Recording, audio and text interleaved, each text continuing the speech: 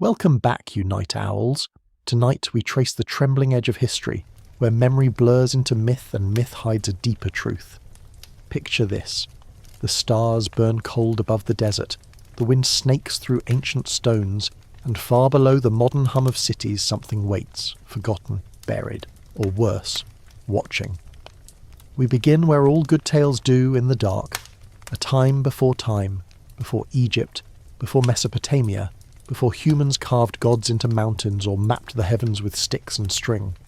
A time when the sky itself may have cracked open, letting something through, something intelligent, something not quite human. They probably won't survive this. So, before you get comfortable, take a moment to like the video and subscribe, but only if you genuinely enjoy what I do here. Don't forget to post your location and the local time you're listening. Curious minds want to know. Now dim the lights, maybe turn on a fan for that soft background hum, and let's ease into tonight's journey together. The sky has always mattered. Even before language, before agriculture, early humans knew one thing: the stars ruled everything. When they hunted, when they slept, when things died, when children were born.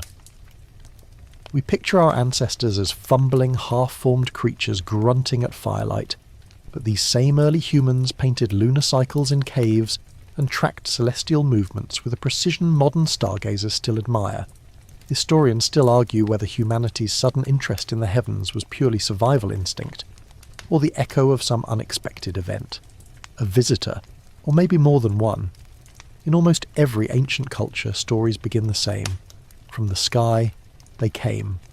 Gods descended in fire, in light, in chariots of thunder, always bringing knowledge, always changing everything.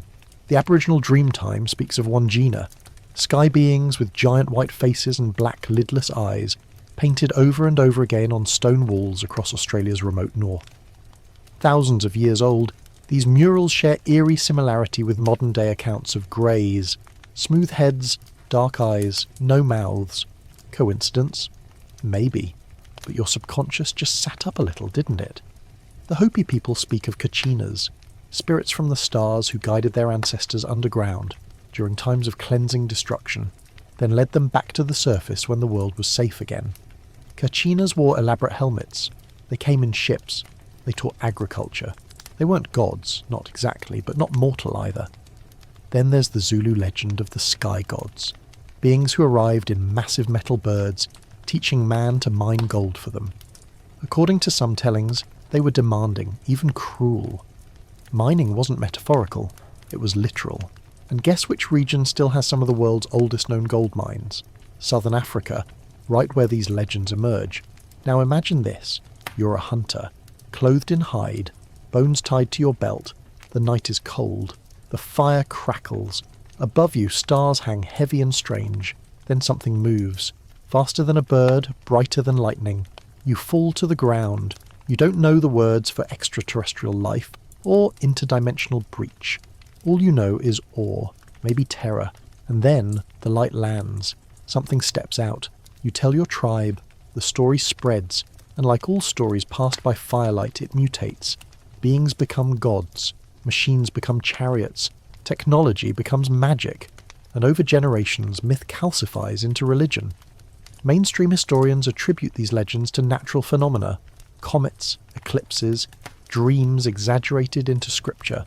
And fair enough, some stories are just stories, but others feel sticky. They don't quite settle.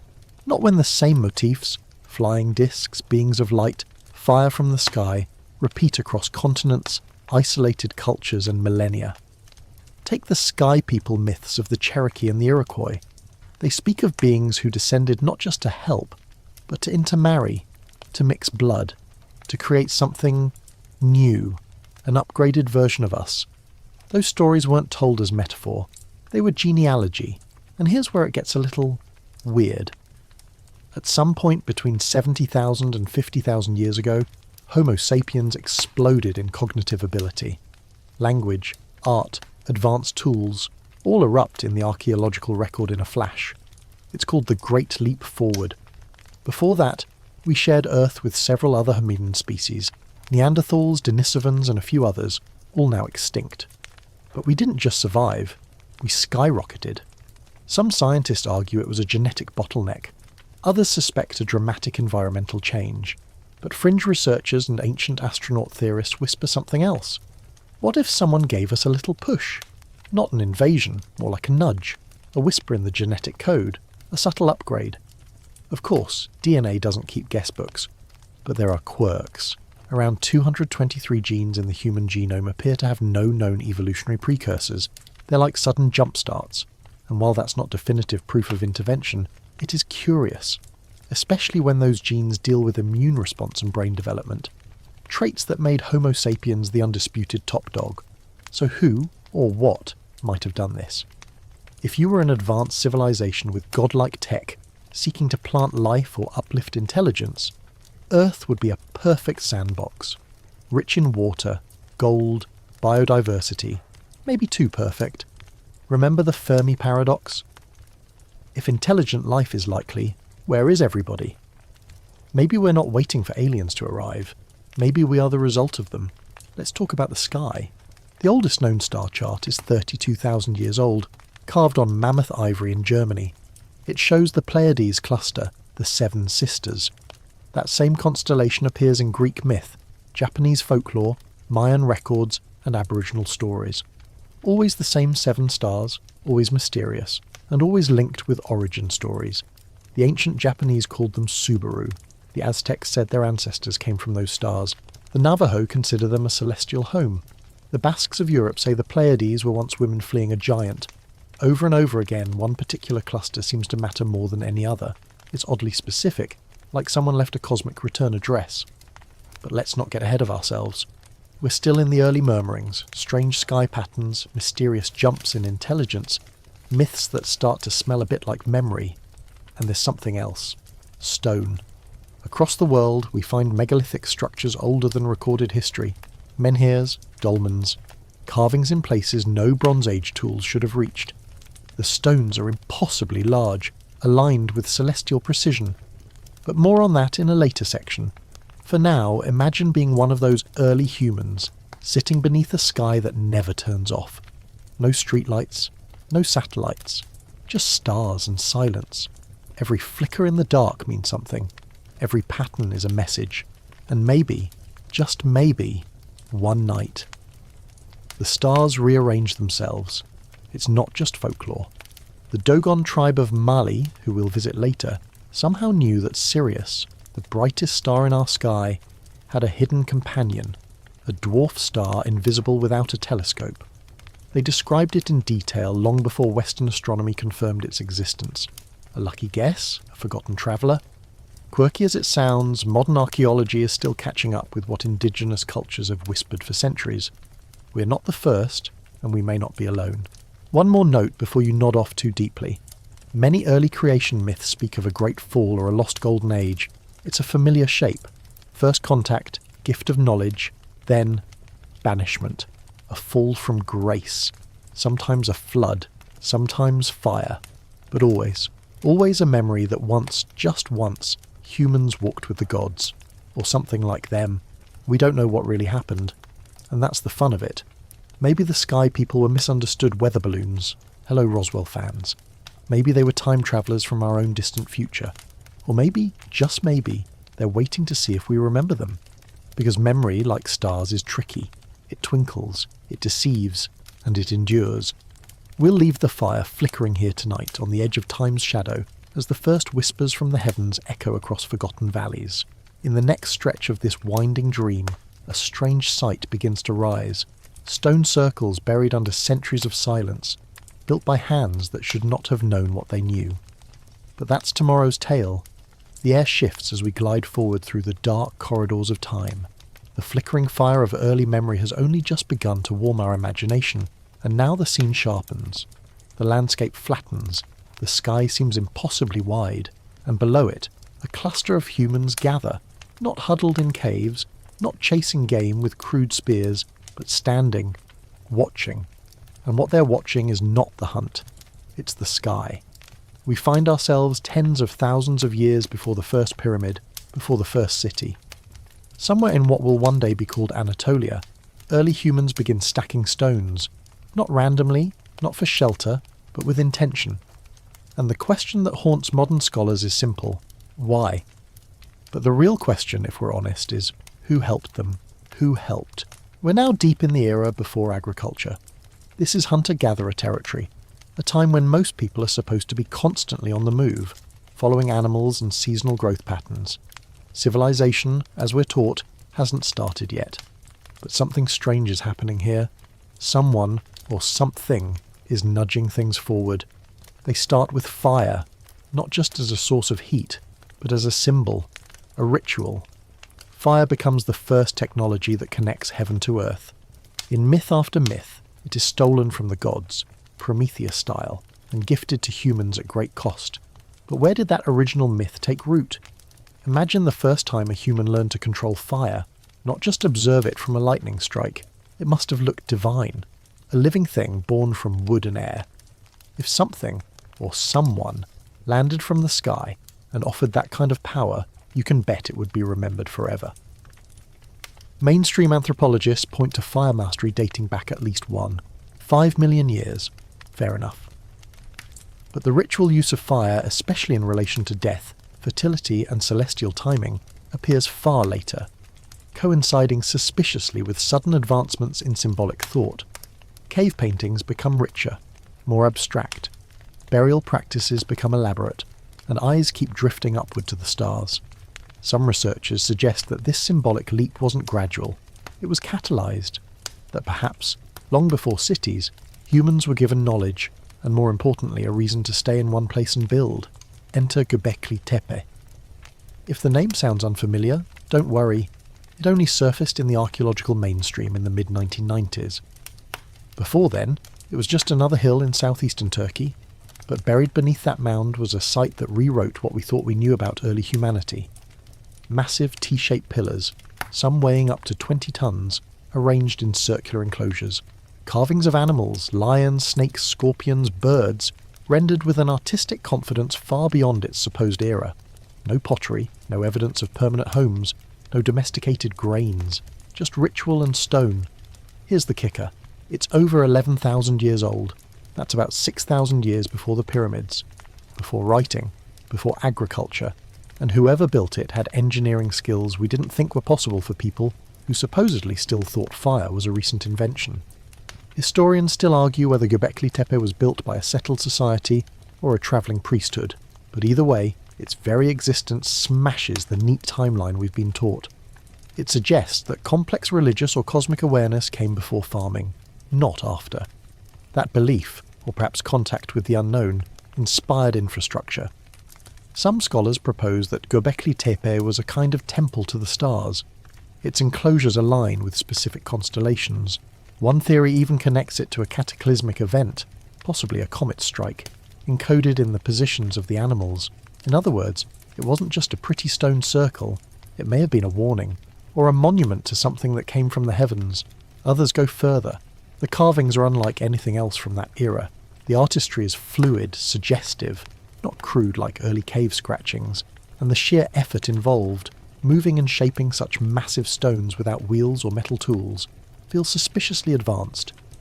Quirky fringe theorists suggest that the builders were helped, that perhaps an earlier, more advanced civilization, maybe not even fully human, passed through and taught them just enough. Not to build smartphones or invent airplanes, but to begin thinking differently, to look up and imagine meaning in the stars. Göbekli Tepe, curiously, was not destroyed. It was buried, deliberately. Its builders, or their descendants, covered it with earth sometime around 8000 BCE, effectively preserving it like a time capsule. Why would anyone bury a temple? Was it to protect it, to hide it? Or were they told to? That act, of hiding rather than destroying, feels eerily familiar. Think of all the myths of knowledge being hidden from mankind after some kind of celestial fall. Eden, Babel, Atlantis. We mess up, the gods get mad, and the toys go back in the box.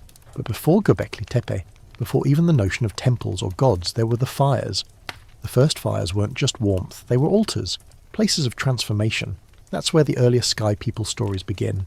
In Siberia, the Evenki shamans speak of spirits descending in flames to teach the people secrets. In the forests of Papua New Guinea, the Biami recount ancestors who came down in a burning tree. These aren't vague metaphors, they're oddly consistent, and they always involve descent, light, and the transfer of knowledge. From Australia to the Amazon, ancient cultures speak of star ancestors, some benevolent, others less so. But always, the story starts with the fire, the spark, the illumination, and in some places, even the DNA seems to carry a spark. Recent studies show that certain high-altitude Andean and Tibetan populations have genetic mutations that allow them to survive in extreme low-oxygen environments. These adaptations appeared far faster than normal evolutionary processes would suggest. Could this be simple environmental pressure, or did someone tinker? Fringe researchers like to joke that we're all part of a galactic science fair gone slightly off script. That early humanity was a project, observed, nudged, possibly even abducted here and there, which, let's be honest, explains a lot about why we all kind of feel like we're winging it. But joke or not, one thing becomes clear as we trace the lines backward. The further we go, the more sophisticated some things get. Our ancestors weren't idiots. They saw patterns we've forgotten. They memorized the skies because those stars told them when to migrate, when to plant, when to hide. But what if some of those patterns weren't just natural rhythms? What if some were messages? After all, Göbekli Tepe wasn't built by accident. Someone understood solar alignments. Someone knew how to place stones in perfect circles. Someone chose animals as symbols, not just for hunting value, but for something deeper. Lions and scorpions and birds that may have mirrored constellations or even encoded stories. Take the scorpion, found carved in one of the main pillars. Its positioning lines up with the constellation Scorpius, exactly as it would have appeared over 10,000 years ago. That's not guesswork. That's star mapping. And unless early humans had an unexpected observatory hidden in the hills, someone had to show them. Or maybe they remembered. Memory is a strange thing. We think of it as fragile, but cultural memory is sticky. It glues itself to myth, to ritual, to fire and stone.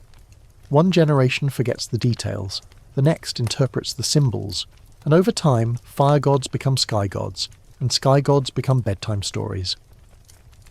But in the bones of the earth, in places like Göbekli Tepe, the story holds. Not in words, but in geometry, in alignments, in architecture too advanced for its time. Let's not forget, this was a sight unknown to the world until a curious shepherd stubbed his toe on a stone in 1994. For millennia it lay hidden, while we built empires and forgot our origin myths. And still it waited. Now it's waking up, and with it, a new possibility, one that suggests that everything we call civilization may be the result of an older whisper, a signal, a spark from above. As our night deepens and the stars drift overhead, remember this. The fire that began with early humans did more than cook food. It invited stories, it built temples, it aligned with the stars. And in those flames, something old flickered, a presence, a plan, or a very patient intelligence. Tomorrow we'll walk along the banks of the Nile, though not the Egypt you know. Long before pyramids, before mummies, there was something stranger. Something that whispers of a first time, Zep Tepi, when gods and men walked side by side, and the sky was not just a ceiling, but a gateway. The night thickens as we drift eastward, then sweeps south, into a desert bathed in the soft hush of moonlight. The sand dunes breathe in silence, their shapes shifting imperceptibly under the gaze of constellations older than memory. And down by the winding spine of the Nile, a river that seems to glow faintly even in darkness, we enter a land so steeped in mystery, it has its own term for the time before history. The ancient Egyptians called it Zep Tepi, the first time. Not the first dynasty, not the first king, the first time. When the gods themselves ruled the land, walked among mortals, and built monuments with powers that even the pharaohs envied. It's not just poetic metaphor. The ancient texts are oddly specific. Zep Tepi was a period of divine kingship, where deities like Osiris, Thoth and Horus weren't worshipped from afar but physically present.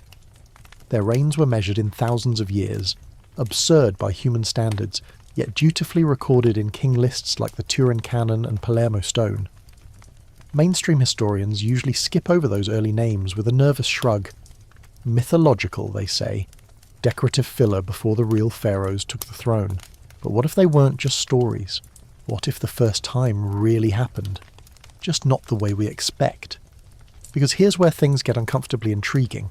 At sites like Abydos and Heliopolis, inscriptions describe not only a timeline of gods, but of events. Wars between sky beings, cataclysmic floods, migrations from the stars.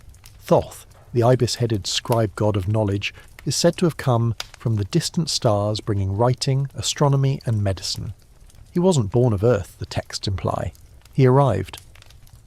The walls of the Temple of Edfu tell of an island that existed before Egypt itself, a primordial mound where the gods first touched down. From there, they created a blueprint of heaven, upon which the later temples were modelled. Edfu's texts describe flying sun barges used by the gods, and buildings made of an unearthly material, not stone or mud brick, something they call divine metal. The descriptions are vague, but they carry a peculiar consistency, one that echoes across cultures. And that brings us to a fringy, eyebrow-raising question. Was Zep Tepi a memory of extraterrestrial contact? It sounds wild, like a Netflix docuseries pitched by someone with too much espresso and not enough peer review. But let's not forget the consistent structure of these myths. The same motifs crop up around the world. Sky beings arriving, sharing knowledge, ruling as gods, and then withdrawing after some transgression. Sometimes it's a flood, sometimes it's hubris, but always, they leave, and yet they leave instructions. In Egypt's case, those instructions were encoded in architecture, not just pyramids, though we'll get to those, but in alignment, proportion, and placement. Temples were built along ley lines timed with heliacal risings of specific stars, most notably the rising of Sirius, the star associated with the goddess Isis, which signalled the flooding of the Nile. Ancient priests tracked Sirius with obsessive precision, not just because it brought water to the land, but because they believed it was a literal gateway, a star portal, a place where the gods came from and would return to. Here's the mainstream historical fact of the night. The calendar system we use today owes much to ancient Egypt's 365-day solar calendar, tied directly to Sirius's movements. That's not fringe, it's taught in every intro archaeology class. But here's the twist. The precision required to calculate it accurately over generations, without telescopes or computers, suggests more than just smart farming, especially when you realise they were building megalithic observatories at the same time. Before the famous pyramids, Egypt had Nabta Playa, a circle of stones located deep in the desert, arranged in astronomical alignment. Dated to around 6000 BCE, it predates Stonehenge by about 2000 years. And it's not just decorative, it marks solstices, stellar risings and seasonal changes with eerie precision. This was not the work of aimless nomads. Someone was watching the stars carefully, someone had a plan, and someone may have been following instructions from the first time. Let's pull back and take a playful detour into that ever-controversial zone. Pyramid conspiracy territory. Don't worry, we won't stay long, but it's impossible to talk about Zep Tepi and not at least peek at the pyramids of Giza. Mainstream archaeology dates them to about 2500 BCE, built under pharaohs Khufu, Khafre and Menkaure. That's fine. But the sheer engineering involved still baffles experts. Stones weighing several tons each, placed with laser-like precision, aligned to true north within a fraction of a degree. The base of the Great Pyramid is square to within less than 2 inches across its nearly 800-foot length. Think about that. Today's best engineers, given modern tools, would still sweat over that level of exactitude. Now imagine pulling it off with copper chisels and ropes. Even more puzzling, there are no real records of how it was built, no blueprints, no how-to instructions scrawled on tomb walls. It just appears, already perfect, as if the Egyptians inherited the design rather than invented it. And here's the fringe tidbit. The Great Pyramid's dimensions encode pi and the golden ratio, 2 mathematical constants that supposedly weren't discovered until Greek philosophers stumbled upon them millennia later. Coincidence? Maybe, or maybe someone left a fingerprint. We're not saying aliens built the pyramids. That trope's been run into the sand like a broken-down camel. But what if the idea, the template, came from a culture that remembered something older? Something from Zep Tepi? Perhaps the gods didn't build the monuments themselves, but they provided the designs, passed down like sacred blueprints through priesthoods sworn to keep the memory alive. Let's revisit the Sphinx. It's long been assumed to be about 4,500 years old, dated to the reign of Khafre. But here's where the scholarly debate begins to bubble like a pot about to boil over. Some geologists, like Robert Schoch, have argued that the Sphinx's body shows water erosion, not wind. This would suggest it was carved during a much wetter period, perhaps as far back as 10,000 BCE, when heavy rain still fell on the plateau. That would make it older than every Egyptian dynasty. Naturally, this theory isn't universally accepted. Egyptologists push back, claiming the dating is off, or the weathering misinterpreted. But historians still argue whether the Sphinx's head was recarved at a later date, perhaps transforming an earlier lion-like statue into the now familiar pharaoh's face. If that's true, then the original Sphinx may not have been a monument to a king at all. It may have been a relic, something much, much older. A silent watcher from Zep Tepi, eroded by time and buried by myth. Why does this matter? Because it suggests a break in history, a severing of memory. Imagine a civilization so ancient it barely survives in whispers, one that flourished before Egypt, before Mesopotamia, before language had hardened into script. A civilization that knew the stars not just as points of light, but as coordinates, as home. And then, something happened. A flood, a fall, a forgetting. The survivors scatter. The blueprint is hidden, tucked into sacred geometry and preserved in stone. And in Egypt, a chosen group remembers, vaguely. They rebuild, not in imitation, but as homage. And they call the lost era Zep Tepi, the first time. Other cultures do this too. The Dogon people of Mali speak of beings from the Sirius system, Nommo, who came down in a spinning vessel and taught humanity how to live in harmony.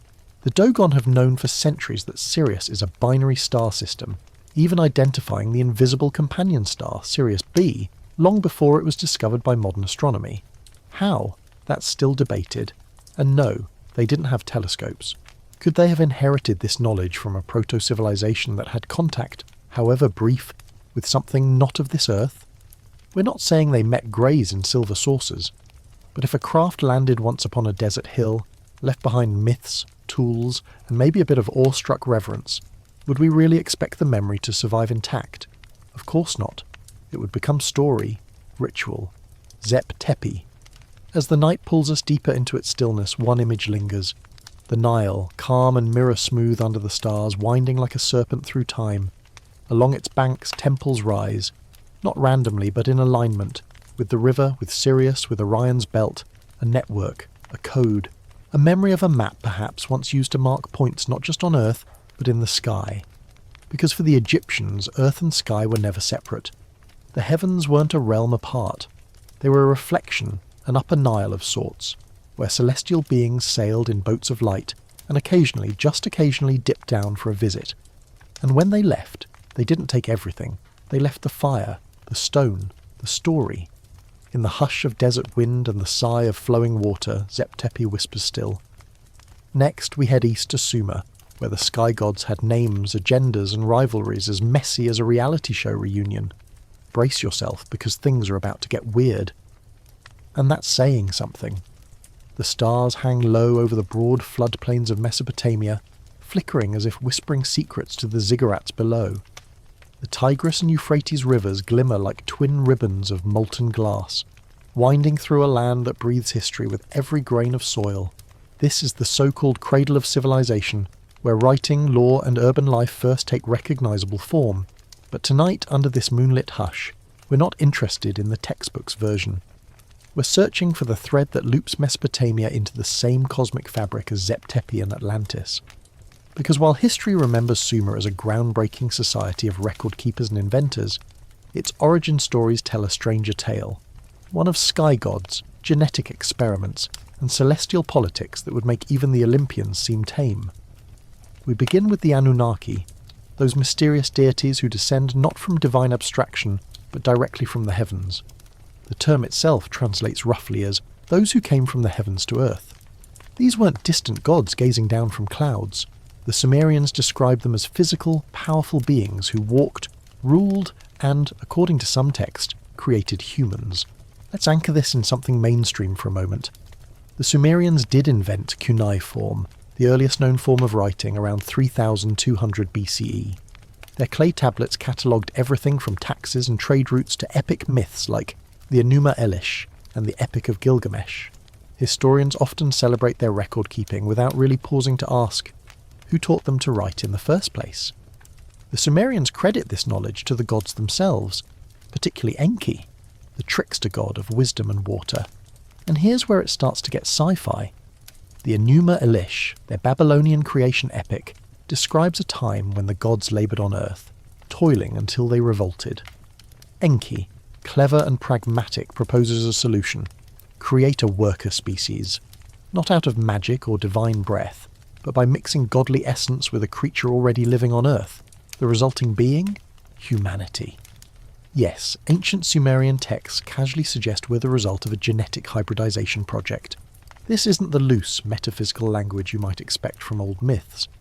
The Atrahasis epic, an even older Sumerian narrative, explains that the gods slaughtered a rebellious deity named Geshtu-e, mixed his blood and intelligence with clay, and formed the first humans to bear burdens on behalf of the divine. Fringe theorists smelling alien grease paint under divine robes point to this as evidence of early bioengineering. It's all too specific.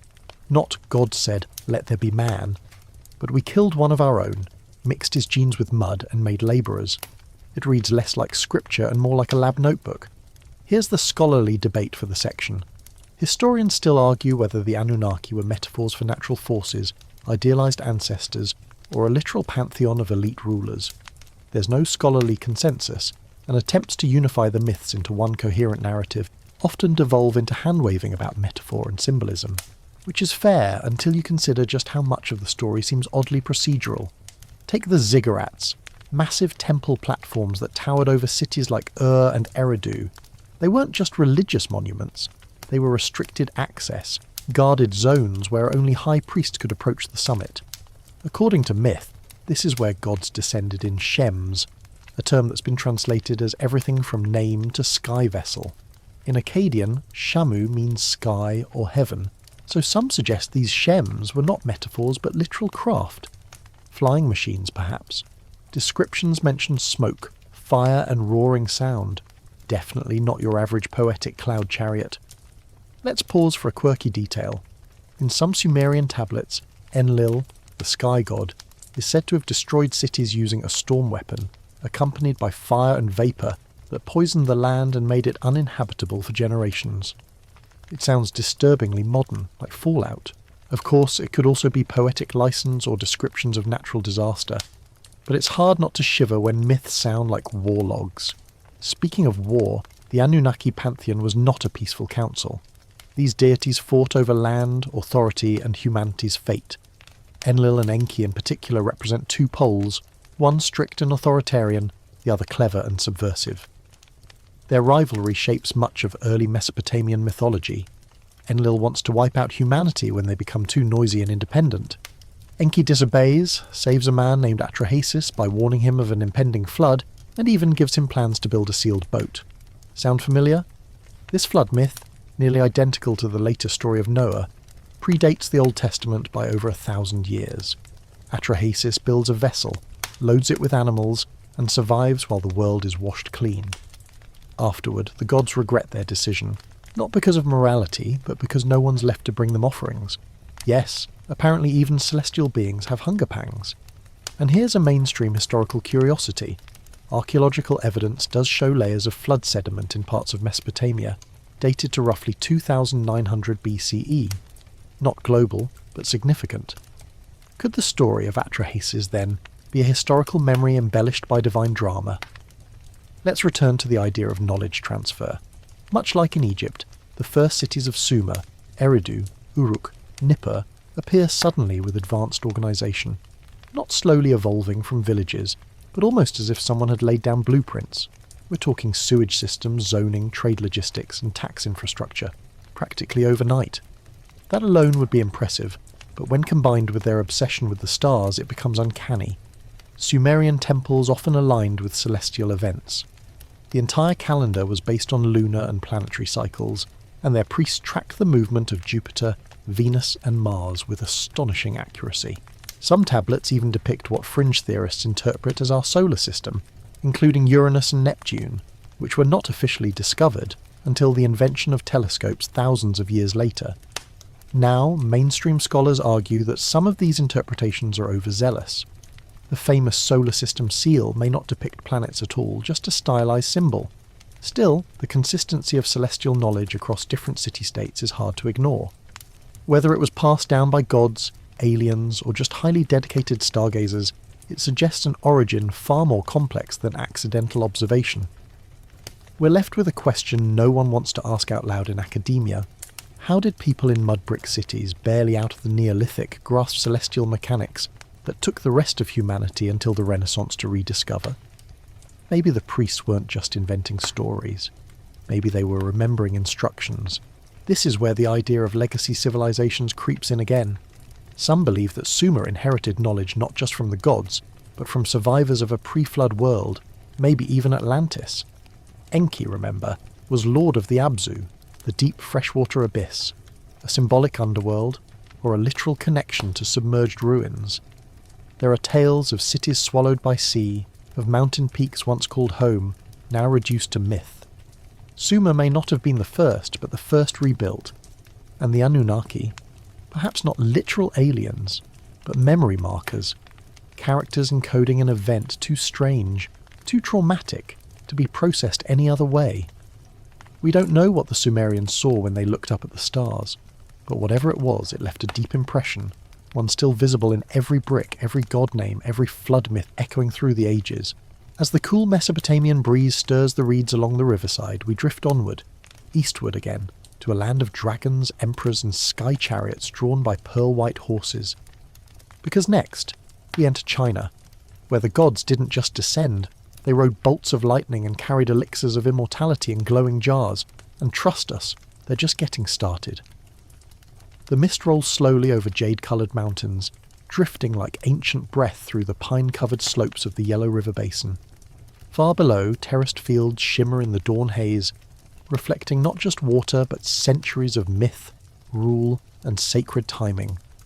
We have arrived in the heart of ancient China, one of the world's oldest uninterrupted civilizations, wrapped in silken riddles and guarded by dragon bone walls.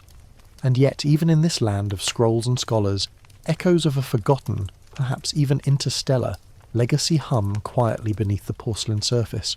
China's own version of the mother civilization doesn't begin with farmers or kings. It begins with the celestial emperors, specifically the 3 sovereigns and 5 emperors, legendary rulers believed to have guided humanity out of chaos. These weren't just wise humans. The ancient texts describe them as part divine, part supernatural, beings of immense power who often arrived by air and disappeared into the sky. Take the Yellow Emperor, Huangdi. His birth, according to legend, was accompanied by bolts of lightning. He was said to descend from a radiant star and emerge with skin the colour of molten gold. Not exactly your average village elder.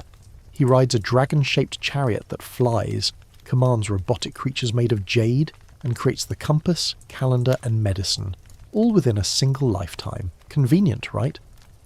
Some fringe theorists read Huangdi's description and blink twice. He doesn't behave like a mythical metaphor. He reads like a visitor with advanced tools, trying very hard to appear relatable. When he eventually ascends to heaven, it's not as a spirit. He flies off, bodily, in his dragon vehicle, leaving a stunned court and supposedly no remains. Mainstream historians, of course, treat Huangdi as a cultural symbol, a metaphor for order emerging from chaos. The problem is, multiple ancient Chinese chronicles, especially the Shiji or records of the Grand Historian, treat his rule as literal history. Temples, tombs, and festivals are dedicated to him to this day. Even Chinese medicine and acupuncture trace their origins back to texts said to be written by or revealed to Huangdi. That's a lot of infrastructure for a mere allegory. Let's weave in a real historical fact now. The Xia dynasty, long believed to be mythical, was supported by archaeological findings in the mid-20th century at Erlitou in Henan province. Bronze tools, palace foundations, and a defined social structure dated to around 1900 BCE now suggest that oral legends may hold kernels of truth after all. If the Xia dynasty, once thought imaginary, existed, then what about its supposed predecessors? The celestial emperors! Here's where things get especially spicy. The Luban, legendary engineer and artisan, was said to craft flying wooden birds that could stay airborne for 3 days. Sounds like a charming myth, until you realise that 3 days in the sky is oddly specific and deeply impractical for a glorified kite. Was it symbolic? Maybe. But add it to other accounts of metallic flying machines, glowing orbs rising from mountains, and beings descending to Earth on beams of light, and suddenly it reads more like ancient aerospace fan fiction. Or maybe it's just memory, muddled over millennia. Ancient texts like the Shanhai Jing, or Classic of Mountains and Seas, catalogue strange lands filled with hybrid creatures, giant birds that eat iron, and gods with glowing eyes and voices like thunder. Skeptics argue these are just wild mythologies, cautionary tales to keep farmers from wandering too far. But others see patterns, consistencies that hint at forgotten contact with something else. One popular theory ties these myths to Mount Kunlun, the mythical axis mundi or world pillar of Chinese cosmology. Said to be the home of gods, immortals and mechanical palaces, Kunlun is described as impossible to reach by normal means, surrounded by fire, mirrors and flying serpents. When humans are allowed to visit, it's usually aboard something called a cloud lattice or a shimmering stairway from the sky. You see where this is going. Let's toss in our quirky detail for the evening.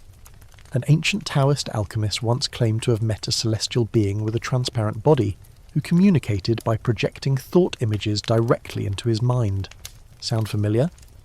This predates the modern concept of extraterrestrials by over 2,000 years, and it's not just stories. China's early emperors, particularly during the Zhou dynasty, claimed mandates of heaven, divine approval that often involved celestial phenomena. When a new emperor rose, comets appeared, strange stars flared, and dragons in the sky were recorded in bamboo annals. These sightings weren't tucked away in religious scrolls. They were official historical records, sometimes matched to known astronomical events, and sometimes, well, not. Historians still argue whether these records describe metaphorical omens, natural celestial events, or something more. The language used is vague, intentionally or not. A dragon could mean a meteor, or it could mean a dragon. The ambiguity only deepens when scrolls mention objects that hover in place, change direction without wind, and disappear like a flame into water. But let's get tactile. In remote regions of China, like the Bayan Kara Ula Mountains, tribes have passed down legends of sky people who crashed from the heavens and couldn't return. These stories got a serious upgrade in the 1930s when explorers claimed to have found dropper stones, thin granite discs with tiny grooves that spiraled into unknown symbols. Some researchers claim the markings weren't decorative but encoded data, possibly binary in nature. Mainstream archaeology, it politely shuffled this one off stage, citing translation errors and unverifiable claims. But the stones, well, they vanished. So make of that what you will. Even the famed terracotta army hides its own whispers. One fringe theory suggests the life-size soldiers, complete with precise facial individuality, weren't just art. They were an attempt to mimic or honour non-human beings who once stood guard beside celestial rulers. Pure speculation, of course, but the technology used to mass-produce those statues was, for its time, absurdly advanced. Some of the weaponry found alongside them remained rust-free for over 2,000 years thanks to a chromium-based coating. That process wouldn't be understood, or replicated, until the 20th century. Coincidence? Maybe. But odd nonetheless. Even China's mythological beasts may carry buried memory. Dragons, far from fire-breathing monsters, are described as serpentine, wise, and skybound. Unlike in Western mythology, they're revered, seen as bringers of rain, order, and celestial wisdom. What if they weren't imagined creatures, but distorted memories of sleek, airborne craft or beings? Their connection to weather, movement, and heavenly lore seems suspiciously precise. Now, for your open scholarly debate. There's ongoing disagreement about how much of early Chinese history is rooted in real events versus fabricated mythology designed to support dynastic authority. Some researchers argue that the celestial emperors never existed. Others suggest they were symbolic of tribal migrations or shifts in agricultural technique. But then there are those awkward, shimmering details, the kind that resist metaphor and feel too structured, too deliberate to ignore. We shouldn't forget how carefully curated much of Chinese history is. The burning of the books under Qin Shi Huang, for example, wiped out countless texts from rival schools of thought. How much ancient memory was incinerated along with dissent? What vanished clues were lost to flame, buried under political power plays? And yet certain ideas endured, quietly smuggled through folklore, whispered in Taoist temples, painted into silk scrolls. The belief that Earth is one of many worlds, that the soul travels along beams of light, and that immortals watch from the stars waiting for the right moment to descend. Even today, satellite imagery of China's western deserts shows massive geoglyph-like patterns. Some argue they're military installations, others that they're alignment maps for the stars. It's probably the former, but in a story like ours, the probably is always the most thrilling part. As night deepens over the Yangtze, we glimpse the faint outline of another mystery.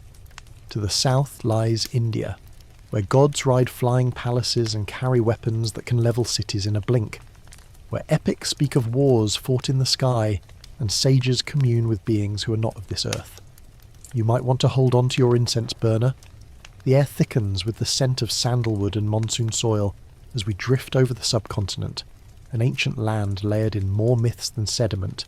India does not whisper its history. It sings it in a thunderous chorus of epic poems, cosmic dances, and gods who throw lightning bolts as easily as they dispense moral lessons. But beneath the poetry, something stirs, something mechanical, something non-human. And it makes you wonder, were these gods always divine, or were some of them simply mistaken for such? Take the Vedas, India's oldest sacred text, compiled roughly 3,000 years ago, though many believe they preserve oral traditions that are far older.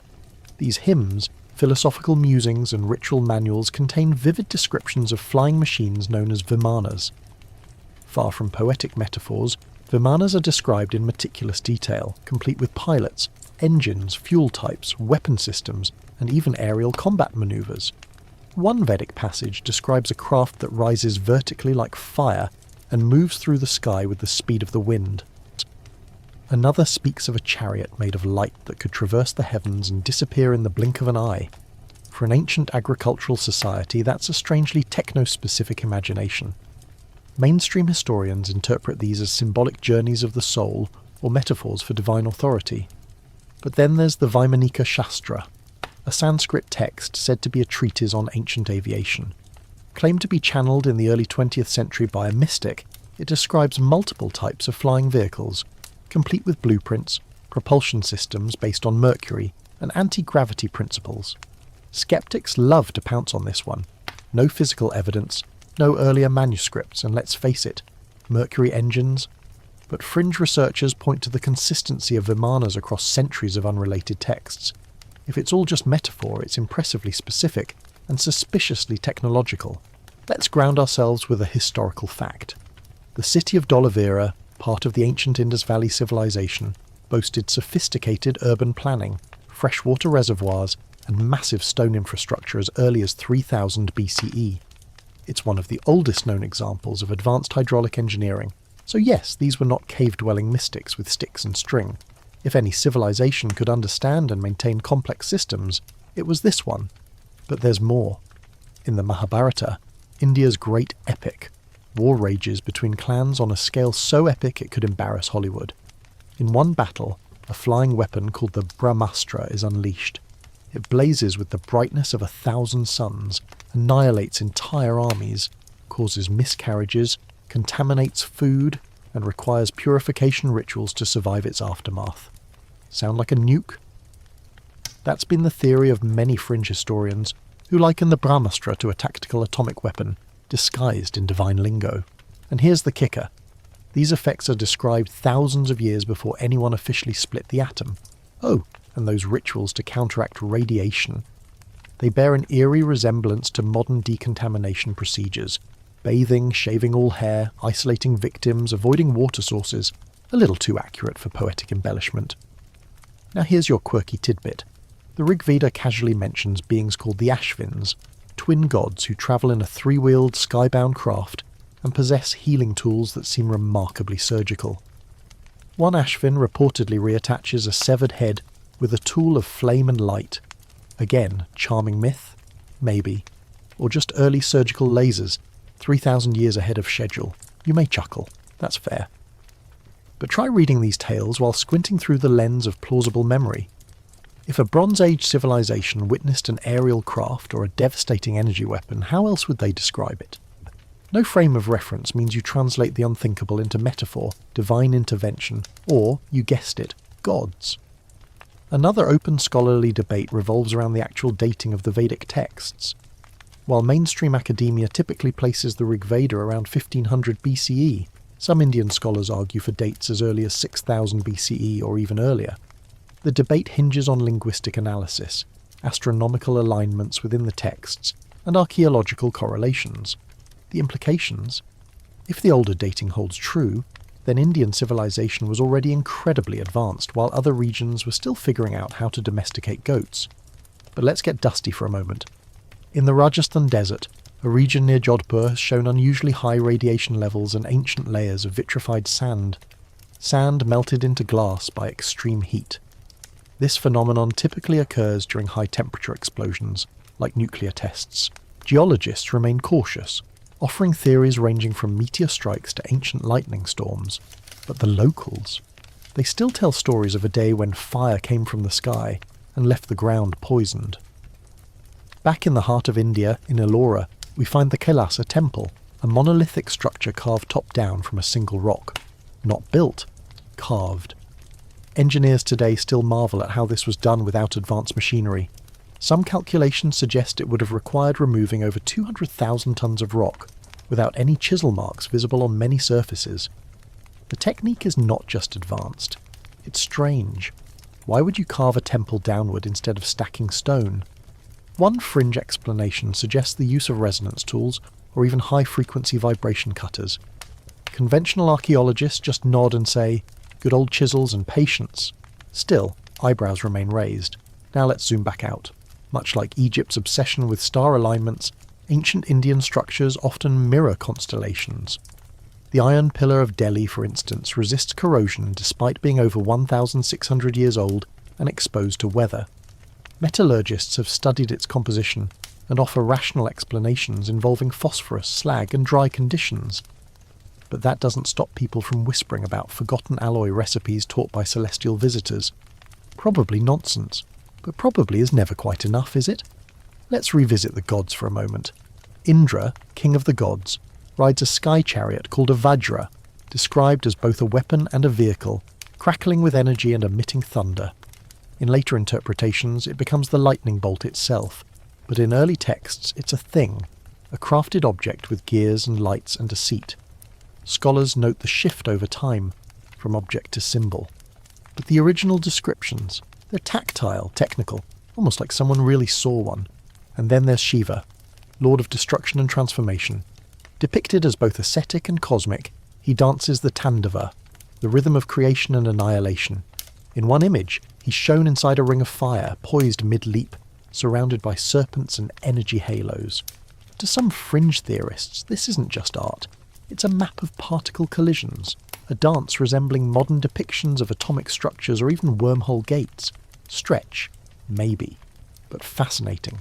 Speaking of maps, the Sanskrit cosmology divides the universe into multiple lokas or worlds, each connected through spiritual or energetic pathways. Some are higher, some lower, and Earth is just one station along the cosmic train. Souls reincarnate not only within Earth's plane, but sometimes travel between realms. Sound like astral poetry? Sure. But compare this to modern ideas of parallel universes and multidimensional space. And suddenly ancient India starts sounding like a physics conference, if the physicists wore robes and burned incense. Even the chakra system, rooted in Vedic philosophy, describes energy centres aligned along the spine that control physical and metaphysical well-being. Today, fringe science loves to draw parallels between chakras and nerve plexuses, suggesting ancient yogis might have understood bioelectric energy long before the term existed.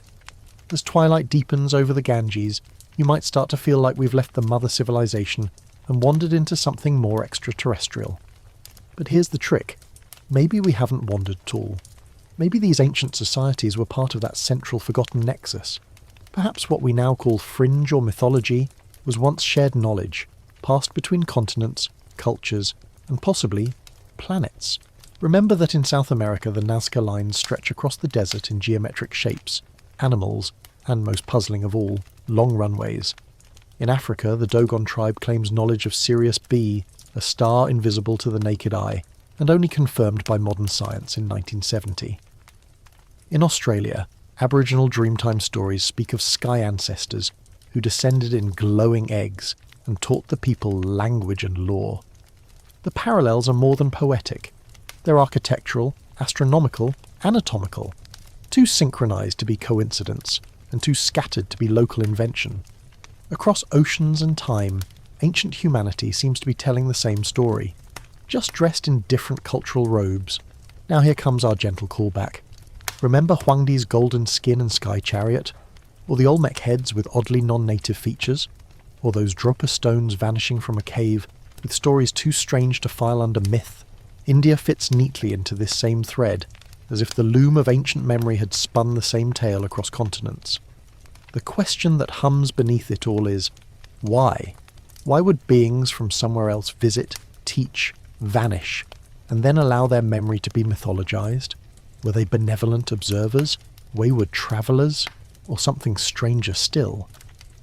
As we leave the monsoons behind, heading toward the salt-stained shores of the Mediterranean, we arrive at yet another cradle of civilization, one that claims to be founded not by man, but by gods who fell from the stars and shaped the fate of the Western world.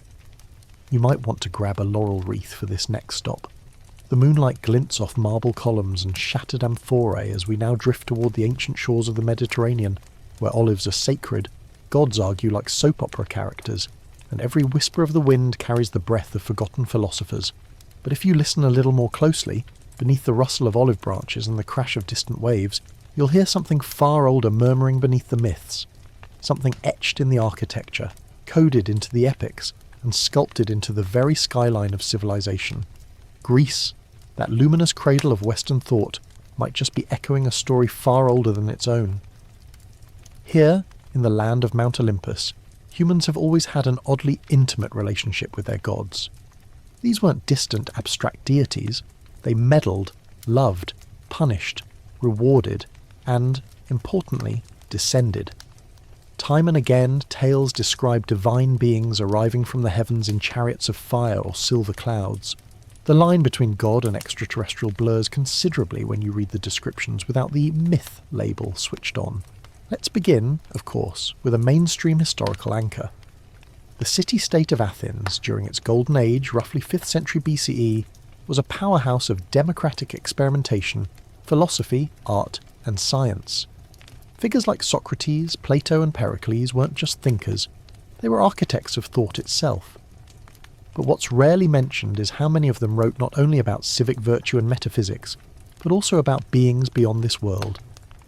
Take Plato's dialogue Timaeus, where he introduces the myth of Atlantis, a technologically advanced island civilization said to have existed beyond the Pillars of Hercules, modern Gibraltar. Atlantis was governed by beings with divine heritage, who mastered navigation, energy, and architecture in ways far beyond Plato's contemporary world. And according to Plato, this wasn't just an allegory.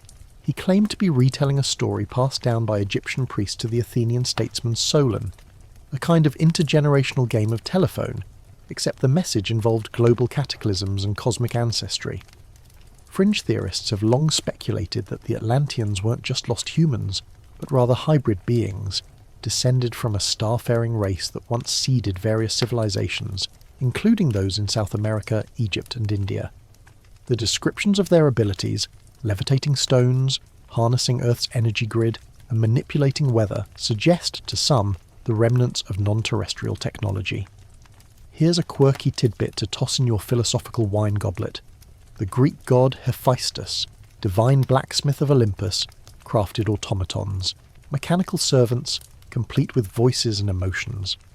One of his creations, Talos, was a giant bronze warrior who patrolled the island of Crete, circling it 3 times a day and destroying intruders with molten hot embraces. In modern parlance, that's a robotic drone with defense capabilities. Historians often treat this as charming science fiction of the ancient world. But there's a reason Daedalus, the mythic inventor, is so revered. Many of his creations, the labyrinth, the wings of Icarus, and various self-moving devices, hint at knowledge of physics, metallurgy, and aerodynamics that shouldn't have existed in a Bronze Age worldview. Which brings us to Crete, specifically the Minoan civilization, predating classical Greece by about a millennium. They built intricate palaces like Knossos, complete with plumbing, multi-storey buildings and frescoes that hint at aerial or cosmic themes. One fresco shows a large disk in the sky, surrounded by reverent figures. It could be a solar symbol, or it could be an early depiction of something else. Historians still argue whether the Minoans received external cultural inputs, as their writing system, Linear A, remains undeciphered and distinct from anything else in the Mediterranean. Why? Maybe because it wasn't native. Looping back to Plato, there's another text worth noting, the Republic. While mostly a treatise on justice, it concludes with the myth of air, in which a soldier dies, travels beyond the mortal world, witnesses cosmic mechanics, and then returns to life to recount it all. He sees souls choosing their next lives, guided by beams of light from a spindle in the sky, a mechanism that sounds suspiciously like a rotating energy source, possibly referencing orbital paths or celestial machinery. Not bad for 380 BCE. Meanwhile, across the Aegean, the oracles of Delphi sit in temple chambers inhaling sweet vapours and channeling divine voices. These oracles weren't just guessing, they were consulted by kings and generals before major campaigns. Could it be mere methane leaks from fault lines triggering visions? Possibly. But there's another idea. Amplified consciousness, induced to receive signals, perhaps from beyond the stars. Fringe circles speculate that ancient sacred sites like Delphi were communication nodes, built on magnetic ley lines to enhance psychic transmission. Wild? Sure. But so is the idea that gases alone could produce such consistent complex predictions. Let's not forget the giants. Greek mythology is teeming with Titanomachy, a great war between elder gods, the Titans, and the newer Olympians. The Titans, often described as enormous beings from the earth or sky, once ruled the world before being overthrown. In many ways it mirrors other ancient accounts of sky wars, like those in India, Mesopotamia, or Mesoamerica. The defeated Titans are cast into Tartarus, a deep, dark prison, described almost as a dimension below the Earth, rather than a literal hole. Could these be ancient accounts of interstellar rivalries, remembered through myth? The theory suggests that Earth may have once been a battleground, not just for humans, but for cosmic factions with very real ships, weapons, and grudges. Now, here's a mainstream fact to sprinkle over that dramatic claim. The ancient Greeks were among the first to propose that the stars were not just fixed lights, but distant suns, potentially with their own worlds. Anaxagoras in the 5th century BCE suggested the moon reflected sunlight, and that celestial bodies were made of the same material as Earth. Radical at the time, revolutionary in hindsight. If they already saw the stars as other worlds, perhaps the leap to cosmic visitors wasn't as far as we assume. Moving from stars to ships, we get to Jason and the Argonauts, whose voyage aboard the Argo is one of the most storied odysseys in myth. But zoom in on the Argo, and you'll find some technological oddities. The ship contains a talking beam, gifted by Athena, which guides the crew and gives warnings. A GPS system with attitude? Possibly, or just poetic license. Still, the description of a sentient ship predates AI fantasies by millennia. Even more curious is Hermes, messenger of the gods, who wears winged sandals and a helmet that lets him move between worlds. He can appear and vanish at will, deliver messages across dimensions and bend time. It's easy to think of him as a supernatural mailman, but some researchers wonder whether Hermes is actually a symbolic stand-in for interdimensional communication technology, or even a biological avatar of some other intelligence. Now for your open scholarly debate. Who are the Pelasgians? Ancient writers from Herodotus to Thucydides mention a pre-Greek people who built cyclopean walls and possessed great knowledge, but left no decipherable language behind. The Pelasgians are credited with foundational architecture across Greece, including massive stone fortresses and subterranean chambers. Some scholars argue they were just early Mycenaeans. Others believe they represent a lost civilization, one that perhaps arrived from elsewhere and disappeared just as mysteriously. Let's take one last peek at the architecture. Delphi, Delos and Mycenae all show remarkable precision in their layout. aligning with solstices, lunar cycles, and star clusters like the Pleiades. Even the Parthenon, built during the height of Athenian power, contains mathematical relationships like the Golden Ratio that mirror natural and cosmic patterns. While this is often attributed to Greek appreciation for symmetry and harmony, some whisper that such knowledge may have been inherited rather than invented, passed down from a time when watchers from above walked among them. And speaking of watchers, Zeus, the All-Father, is said to hurl bolts of lightning from the sky. In some myths, he descends in beams of light, speaks in thunder, and levitates above the clouds. He fathers children with mortals, influencing human destiny from the stars. Sounds mythological, until you consider how modern alien abduction accounts often involve beings descending in radiant forms, impregnating women, and vanishing in brilliant flashes. We're not saying Zeus was a UFO, but we're also not saying it. What's most intriguing about the Greek world is how comfortably it blends logic and myth. They didn't see science and divinity as opposites. To them, the gods might use natural laws rather than override them. The sacred and the rational lived in the same amphora, painted in swirling red and black.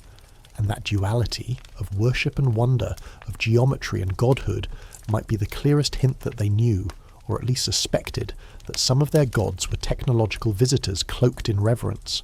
So as we drift westward, over the Ionian Sea, heading toward another land of ruins and riddles, we leave behind a civilization that loved to ask questions. Who are we? What lies beyond the stars? What knowledge did we once have? And why did we forget? Italy looms ahead, with its volcanic shadows and subterranean secrets. The Roman Empire may have been built with bricks and blood, but its foundations go deeper, into a time of Etruscan sorcerers, sky-watching augurs, and emperors who claim descent from Venus herself. Grab a fig, we're not done yet. The Mediterranean breeze grows heavier as the ship of thought drifts westward, away from marble-columned Greece and toward the jagged edges of the Italian peninsula. Shadows stretch long across volcanic hills, and beneath them lie ruins much older than Rome, deeper than empire, and, according to some, not entirely of this earth. Italy, so often painted in the warm hues of Renaissance paintings and Caesar's laurels, is also a land of buried enigmas, forgotten lineages, and sky-born origins. Long before Rome's centurions stomped in their gleaming sandals, a very different civilization ruled central Italy. The Etruscans, often described as mysterious and enigmatic, predate the Romans by centuries. By around 900 BCE, they had already developed a complex urban culture, rich in metallurgy, art, and, crucially, ritual communication with the gods. They called themselves the Ravenna. The name Etruscan comes from the Romans, who didn't understand these people so much as inherit from them. Let's start with a historical anchor. The Etruscans practiced augury, the interpretation of omens through birds' flight patterns, and the examination of animal organs, particularly the liver. They believed the gods encoded their messages in the natural world, and it was the priest's job to decode this celestial script. Now here's the curious part. Their religious framework was not chaotic or improvisational. It was systematized in a way that resembled protocols rather than folklore. Sacred zones in the sky were divided into sections. Each region governed specific messages. Their divination wasn't unlike early forms of data passing, as if they were trained to read a broadcast. Fringe theorists argue that this system was inherited from a time when actual messages were received, possibly from aerial or orbital entities. One particularly tantalizing relic is the Picenza liver, a bronze model of a sheep's liver engraved with Etruscan inscriptions and mapped sectors. It's like a control board of the cosmos, each panel labelled for divine input. Historians still argue whether the liver was purely symbolic or if it modelled something else, a device perhaps. As the Romans rose in the 6th century BCE, they borrowed liberally from Etruscan tradition, religion, engineering, and even clothing, the Roman toga. That's Etruscan. Rome's earliest kings, including the half-legendary Tarquinius Superbus, were of Etruscan blood. And what's more, many Roman cities, including Rome itself, were allegedly founded using Etruscan rites. Priests would survey the sky, measure sacred boundaries, and ask the gods where to build. Not just superstition, protocol. Where did the Etruscans learn to interpret the sky with such precision? Let's drift now to Lake Nemi, nestled within the Alban Hills just south of Rome. In the 1st century BCE, Emperor Caligula constructed 2 enormous ships on this lake, floating palaces with marble floors, plumbing, and rotating statues. Historians scratch their heads. Why would he build such grandeur on a small volcanic lake? Some believe he was recreating ritual vessels, perhaps modelled after something far older and more significant, perhaps even extraterrestrial blueprints, filtered through imperial ego. Moving north, the Roman Empire eventually reached its technological zenith. They engineered roads that stretched like neural pathways across the continent, built aqueducts that defied elevation logic, and developed concrete that could set underwater. Mainstream historians rightly celebrate their feats, but buried within Roman texts are peculiar stories that strain historical reading. Take Livy, who records flaming shields hovering in the sky in 218 BCE, witnessed during the Second Punic War, or Pliny the Elder, who casually documents flying discs, raining fire, and even phantom ships in the clouds. These aren't fringe accounts, they're in the records. Now here's a quirky tidbit.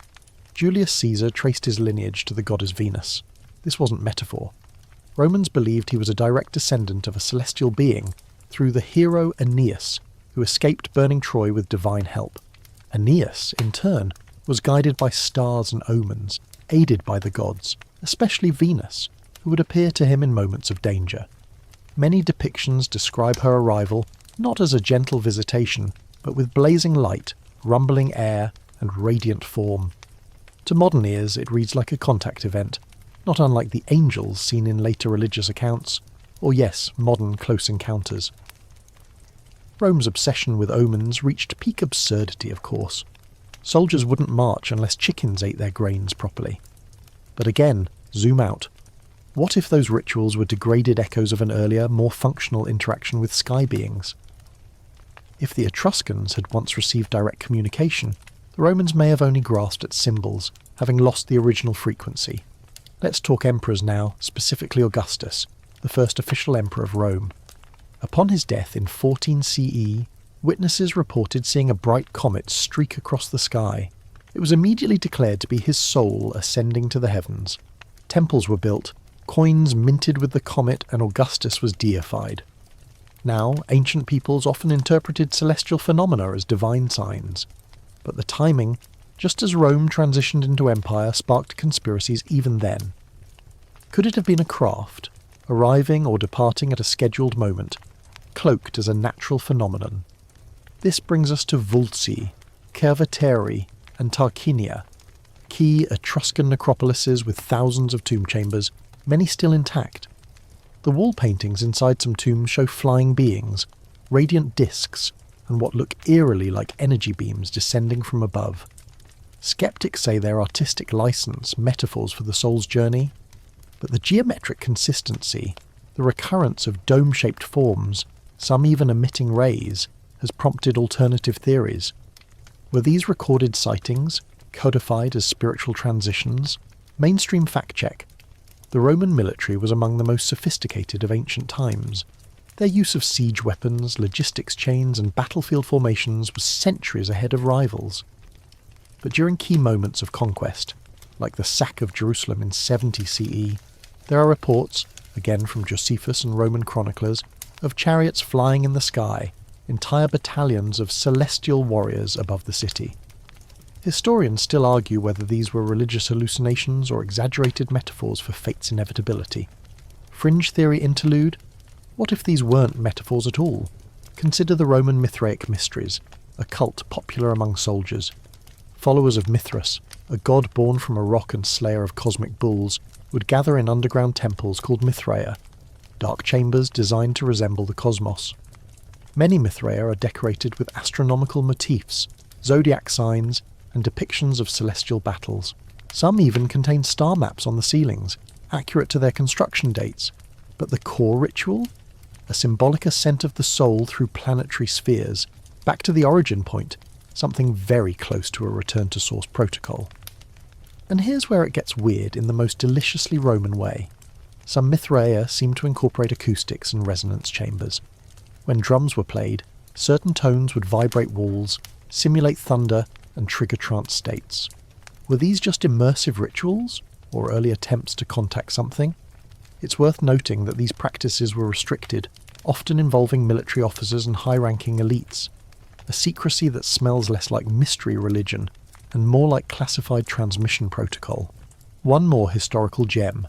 Emperor Constantine, before his famous conversion to Christianity, reportedly saw a burning cross in the sky, accompanied by the phrase, "In this sign, conquer." He later won the Battle of the Milvian Bridge and legalized Christianity across the empire. That cross, however, has been described in ancient texts as radiant, hovering, and distinctly non-natural. Could it have been a moment of direct influence by an aerial craft, intended to pivot history? Now let's glide underground. Beneath Naples and Rome, miles of tunnels twist beneath the streets, many of which predate Roman occupation. Some say they were escape routes or aqueducts, but others are too narrow, too strangely aligned, or too deep. The Etruscans were known to build sacred grottos and hypogea, used not just for burials but for communion with the underworld, which may have been another term for interdimensional communication zones. Some inscriptions speak of gateways and dwellings of flame, now dismissed as poetic metaphor. But if you read them through the lens of ancient memory, of beings arriving from another place, the language shifts from dreamy to diagnostic. Here's your quirky footnote. The Romans had a festival called Lemuria, in which the head of a household would walk barefoot at midnight, tossing black beans to appease angry spirits of the dead. It sounds comical, sure, but some versions claim the spirits appeared visibly, and that certain nights thinned the veil. Were these rituals echoes of a real-time window, when something once crossed into our reality? The deeper we go, the more the lines smudge between sacred, historical, and extraterrestrial. And the Romans, ever pragmatic, seem to have accepted all of it. Myths, gods, omens, celestial fire, as tools of power and order. They didn't care whether Venus was a myth or a Martian. They just wanted her on their side, which is frankly very Roman of them. As Rome begins to crumble under its own weight, corrupted emperors, economic strain, endless wars, the memories of the mother civilization fade further, but not entirely. Hidden in ruins, texts, rituals, and strange star maps are breadcrumbs. The empire may fall, but the echoes of something greater remain, and as the dust settles on this once unstoppable force, our ship of sleep sets sail once more, this time eastward, toward windswept steppes, frozen tundra, and a fierce people whose myths burn like fire in the night, the Scythians. They left no pyramids, no marble colonnades, but in their burial mounds and gold-forged artefacts lies a whispered connection to starborn bloodlines and aerial gods. Don't tighten your cloak too much. We're heading into the cold. In the bitter wind of the Central Asian steppe, where the grasses stretch endlessly and the horizon hovers like a blade, the sound of hooves once thundered louder than any stone's echo. Here rode the Scythians, a people of speed and silence, fire and gold. They lived hard, fought fiercely and disappeared with barely a trace. At least that's what most textbooks would have you believe. But let's not be so quick to dismiss them as just nomadic warriors. Underneath the fur cloaks and sky-watching rituals lies something deeper, something that tugs on the threads of the mother civilization once more. The Scythians emerge in historical records around the 9th century BCE, occupying a vast area from the Black Sea to the Altai Mountains. Herodotus, that ever-dramatic Greek chronicler, described them as fierce, tattooed riders who drank the blood of their enemies and smoked hemp in tented domes. Relax, we'll get to that. But while mainstream history keeps its eyes on their warcraft, others look skyward, to the heavens the Scythians worshipped, and to the star paths they claimed to trace with eerie accuracy.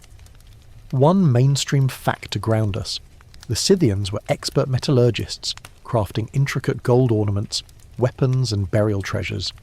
Their art is astonishingly refined for a so-called nomadic culture. In Kurgans, the burial mounds they left behind, archaeologists have found delicate golden plaques depicting griffins, stags mid-leap, and hybrid creatures with wide eyes and feathered wings. These weren't just decorations. Scholars still debate whether these symbols were totemic, mythological, or representations of real encounters. One gold piece from a Kurgan in Tuva shows a humanoid figure surrounded by radiating lines, arms outstretched as if in flight. A solar god? Or a memory of something that descended from above? Now here's a quirky fringe nugget.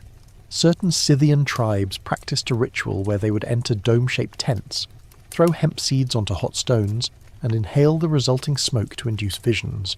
Herodotus reported that they howled with pleasure, but other accounts mention trances, chanting, and communication with skywalkers. Mainstream scholars call it proto-shamanism, but those attuned to ancient patterns see something else. Contact rituals, not unlike those practiced in remote Amazonian or Siberian tribes to this day. Attempts to pierce the veil and speak with beings not bound by soil or sinew. As we settle into this narrative, picture a wide plain under the cloak of night. Stars blaze above, not just as decorative points of light, but as portals, each assigned a story, a meaning, a path. Scythian mythology held that the soul travelled across the heavens after death, escorted by a bird-headed guide. This wasn't just poetic imagery.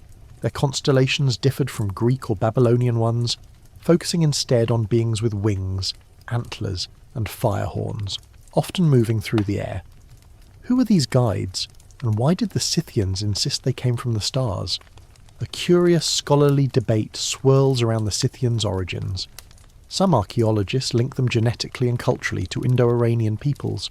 Others argue they sprang from a far older source, possibly predating all Indo-European lines. There's even a theory that the Yamnaya culture, often credited with launching the Indo-European linguistic family, were early Scythians, or at least related. And where did the Yamnaya get their burial customs, wheeled carts, and celestial fixation? Let's just say historians still argue whether their knowledge was indigenous or gifted. Let's visit the Issyk Kurgan, found in Kazakhstan, where a burial chamber revealed the famous Golden Man, a youth clad head to toe in over 4,000 gold pieces, with a towering feather-like headdress and a dagger etched with unfamiliar symbols. The headdress, oddly reminiscent of antennae or crown-like transmitters, adds fuel to theories that he wasn't merely a prince but perhaps a celestial envoy, a role found in many ancient cultures. The dagger's script has never been fully translated. Some researchers claim it's Scytho-Siberian runes, others believe it's entirely unique, potentially non-terrestrial in origin. Time for a sensory aside. Imagine riding across those moonlit steppes. The wind slices like a whip. Your horse's breath clouds the frozen air. In the distance, a fire flickers near a burial mound. Within, bones rest beside golden creatures with unnatural features. Long wings, dual faces, serpentine tails. Are these symbols of myth? Or are they artists' impressions of something once seen? The Scythians were not just horsemen. They were astronomers, metalworkers, and carriers of oral traditions that hinted at contact with star clans. One recurring legend speaks of a golden tool from the sky, gifted to the first king by a glowing being. It was a cup, an axe, and a plough, symbols of sovereignty, war, and agriculture. It was said to glow on its own, and to vanish into the sky when misused. Some versions say it returned to the fiery chariot above. A myth? Sure, but also, curiously like the technology transfer legends of Mesoamerica and Egypt. Another recurring Scythian motif is the Tree of Life, often shown beside winged figures or dragons. In one tomb painting, the tree is upside down, roots in the sky, branches on earth, a metaphor for descent, or a memory of arrival, something born of the heavens planted into the soil of earth. Mainstream archaeology once thought the Scythians were illiterate. Turns out some of their tribes used runiform scripts, carved into stone and wood. But even more intriguing are the geoglyphs recently found in the Kazakh steppe. Massive ground patterns visible only from above. Circles, crosses and keyhole shapes, some over 200 metres across. Built centuries before GPS, they mirror alignments found in Nazca and Giza. Why? And more importantly, for whom? Let's drop into a burial chamber now, a deep kurgan in Siberia's Altai region. The tomb belonged to a Scythian noblewoman, preserved perfectly in permafrost.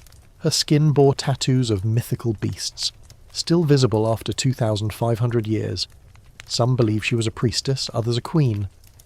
But among her grave goods were unusual items. A silver mirror with a spiral design on the back, and a stone that vibrates slightly when handled. No, seriously. Some modern researchers have taken readings and found electromagnetic anomalies near certain artefacts. Of course, skeptics roll their eyes, but the believers lean in, suggesting that these were resonance tools, devices to communicate across planes. We must now confront one of the strangest cross-cultural overlaps, the Orion correlation. Many ancient cultures venerated Orion's belt. The Egyptians, the Maya, the Chinese. The Scythians were no different. Their burial mounds are often aligned with the rising or setting of Orion's stars. Why this particular constellation? Were they trying to return a signal, or marking the place from which something had once come? Now let's touch on a Roman connection. After their expansion into the Black Sea region, the Romans clashed with tribes they called the Sarmatians, descendants or cousins of the Scythians. Some of these Sarmatian cavalry were later brought into Roman Britain as mercenaries. Yes, that's right, Scythian warriors on British soil. Some even believe the Arthurian legends were inspired by these exotic star-tattooed horsemen from the east. Imagine, the Holy Grail, the glowing cup of sovereignty, perhaps just another version of that Scythian sky gift, rebranded for the Misty Isles. Let's sprinkle in a bit of open speculation, shall we? Ancient astronaut theorists propose that the Scythians were not merely human in origin. Their sudden appearance, mastery of metallurgy, knowledge of the stars and burial customs point to a hybrid heritage. Part Earth, part elsewhere. Could they have been descendants of the mother civilization, scattered after a planetary cataclysm, or even survivors of a failed colonization attempt, cloaking advanced knowledge in ritual and smoke? Here's your quirky closer. Scythian horses were often buried with their riders, decked in armour and gold masks, but in some tombs the horses are adorned with false antlers, wings, or bizarre extensions. Mainstream scholars say it's symbolic transformation, guiding the soul. But take a breath and consider, maybe they were trying to replicate something real, an aerial mount, a biological craft, a memory from deep time when creatures flew, not with engines, but with will. And so, we leave the windswept steppes behind, golden bones glinting beneath frost and myth.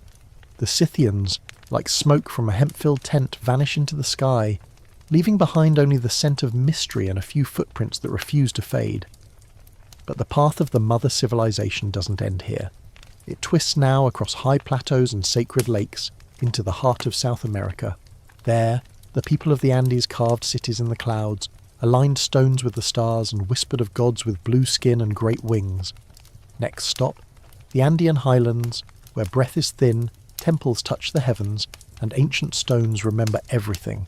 Don't worry, you won't need climbing boots, just your imagination.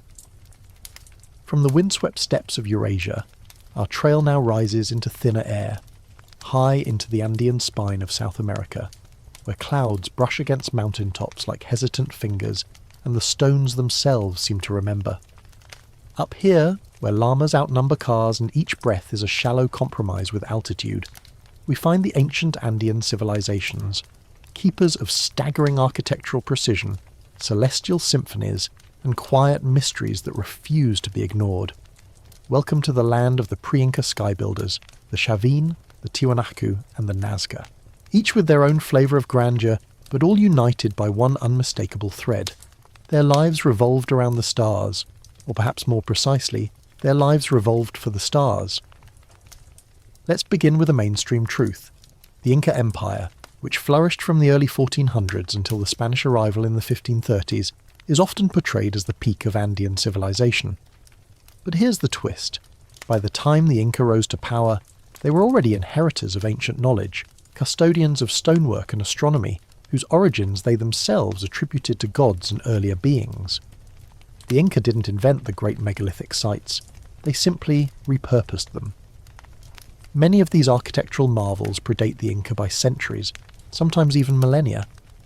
Now enter Tiwanaku, a ruined city near Lake Titicaca, straddling modern-day Bolivia. Mainstream archaeologists date its rise around 300 CE, though the locals believe it's far older. At the centre of the site lies the Acapana Pyramid, its sides aligned precisely to the cardinal directions, its summit hollowed out like a bowl, possibly for rituals, possibly for reflection. The city's layout mimics celestial maps, and certain walls are composed of stones so finely cut they fit together without mortar, immune to earthquakes, centuries, and curious tourists. But the true enigma here is the Gateway of the Sun, a monolithic portal carved from a single block of stone. Its lintel features a deity often called the Weeping God, with rays protruding from its head and surrounded by winged figures in flight. Some believe this is Viracocha, the great creator god of Andean lore, described as tall, bearded, light-skinned and arriving from the sea. Odd details if you're trying to explain a purely terrestrial origin.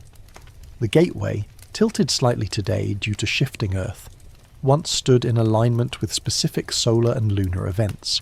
Scholars still debate whether it served as a calendar, a ceremonial threshold, or a memory of an arrival point, a literal gateway, perhaps not metaphorical at all. And then there's the open scholarly argument about its original construction date. While some settle on the 5th century CE, others, based on the alignment of solstices and stellar maps, suggest it could be as old as 12,000 years.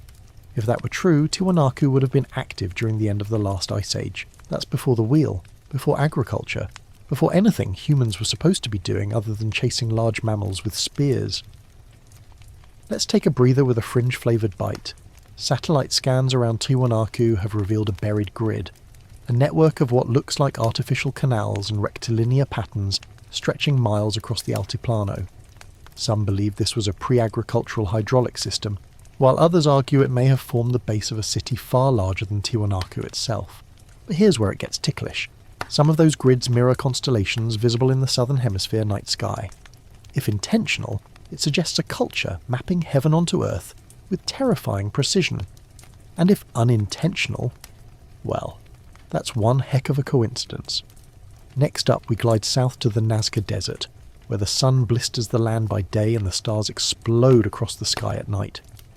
This arid plain is home to the Nazca Lines, massive geoglyphs carved into the desert floor, some over 300 meters long, forming shapes of monkeys, hummingbirds, spiders, and most curiously, long, ruler-straight lines that stretch for kilometers. Mainstream archaeologists believe these were ritual pathways, walked as part of religious ceremonies. But here's where eyebrows start to levitate. These lines are only fully visible from above, like hundreds of meters in the air, and the Nazca had, by every known measure, no flying technology. No balloons, no drones, no overly ambitious parrots. So who were the audience for these glyphs? The gods? The stars? Or visitors who might have been circling overhead, checking in on the ground crew? One less discussed but mind-nibbling Nazca figure is the so-called astronaut, a humanoid form with a round helmet-like head and oversized eyes, waving one hand skyward. Skeptics call it a stylized farmer. Fringe theorists see a literal message to the sky, maybe even a stylized depiction of someone they once saw descend from it. Here's a fun mainstream fact. The Nazca, despite living in one of the driest places on Earth, engineered a complex underground aqueduct system, the Puquios, still functional today. These spiral-shaped holes tap into subterranean water and ventilate through a system that functions almost like a reverse air shaft. Some of the engineering principles are still not fully understood. So, desert dwellers with no paper, no concrete, and no metal tools built a water system that still works 1,500 years later. Your cousin's backyard sprinkler system hasn't even lasted a decade. Let's now ascend to Cusco, the navel of the Inca world. Once their capital, it sits shaped like a puma when viewed from the sky, tail, body, and all. The head of this great animal was the fortress of Sacsayhuaman, a citadel with zigzagging walls made of stones so large, some weigh over 100 tons. They are fitted together with no mortar, and no room for even a blade of grass between them. Mainstream archaeologists chalk this up to brilliant stonemasonry and tireless labour. And maybe it was. But here's the thing. The Inca themselves admitted they didn't build it. They said it was constructed by the Viracocha people, a race that came before them, with knowledge beyond their own. Sacsayhuaman, like Tiwanaku, is laced with serpentine carvings, sun portals and underground tunnels said to stretch for miles, some even rumoured to connect to Machu Picchu, though no one's mapped such a path without getting lost, or chased off by military guards. Whispers also tell of hidden chambers beneath Cusco containing golden discs, strange relics, and even sleeping giants. Fringe fantasy. Sure. But the number of guards and the silence around these rumours raise curious eyebrows. The high Andes are also home to countless mummies, some wrapped in cloth, some frozen on mountain summits, deliberately placed as offerings to the gods. But one group stands out, the so-called elongated skulls of Paracas, Peru. These skulls are not shaped by cradle boarding alone. Some exhibit cranial volume increases, single suture lines, and structure variations that baffle forensic experts. Debate rages over whether these are purely cultural deformities or something more exotic. Still, some ancient astronaut researchers insist these beings were non-human hybrids, perhaps descendants of the very visitors once worshipped in stone and ceremony. Let's drift gently to the legend of Viracocha, the bearded god who came from across the sea to bring light to the people. The Inca said he taught agriculture, astronomy and architecture, then vanished into the Pacific, promising to return. A similar story appears in Mesoamerica with Quetzalcoatl. Both were civilizer gods, both wore flowing robes, both arrived in ships that shone like the sun. Scholars still argue whether these myths evolved independently or from a shared source, perhaps a tale passed down from the mother civilization, adapted by each region over time. Here's an eerie footnote. Some Inca structures, like those in Ollantaytambo and Machu Picchu, feature megalithic cores, massive stones laid down with a level of precision later generations could not replicate. Around these stones, newer construction appears cruder, almost like a child trying to repair a watch with a hammer. The Inca were master builders, yes, but not on the same level as whoever laid the oldest foundations. That gap is the whisper of a missing link, a lost technology, or perhaps inherited alien knowledge gradually slipping through human fingers. And the stars? The Inca didn't just map them, they read them like scripture. They saw dark constellations, patterns formed not from stars but from the voids between them. These included the llama, the toad and the fox, shapes only visible from certain high-altitude angles. This method of stargazing is so unique. Modern astronomers were stunned when first shown. Was it just creative sky reading? Or were the Inca taught to see between the stars, not just at them? Let's wind down with one last chill-inducing detail. On the shores of Lake Titicaca lies a mysterious structure known as the Aramu Muru Door, a flat rock wall with a carved doorway leading nowhere. Local legend claims it's a portal, through which priests and chosen ones could pass into the spirit world or even to the land of the gods. One story tells of a priest fleeing Spanish conquest, carrying a sacred sun disk, who placed it into the wall. A blue light engulfed him, and he vanished. The Spanish never found him. Tourists today report strange sensations, flashes of light, and even visions near the stone. Skeptics scoff. But if it is a door, where does it lead? And just like that, our trail along the Andes fades into starlight and mist. The air grows thinner, the echoes older, and the sense of something unfinished, undiscovered, presses gently on the temples. But the tale doesn't pause here, because across the ocean, beneath burning sands and buried timelines, a different puzzle stirs. Massive temples aligned to stars, carvings of flying boats, and a mother goddess whose name may echo from even further than Earth itself. Next stop, ancient Kemet, the land of the black soil.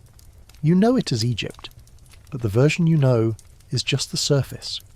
Beneath a sky that once gleamed like polished obsidian, along the winding ribbon of the Nile, a civilization blossomed from desert silence, bolder, stranger, and more obsessed with the heavens than most textbooks dare to admit.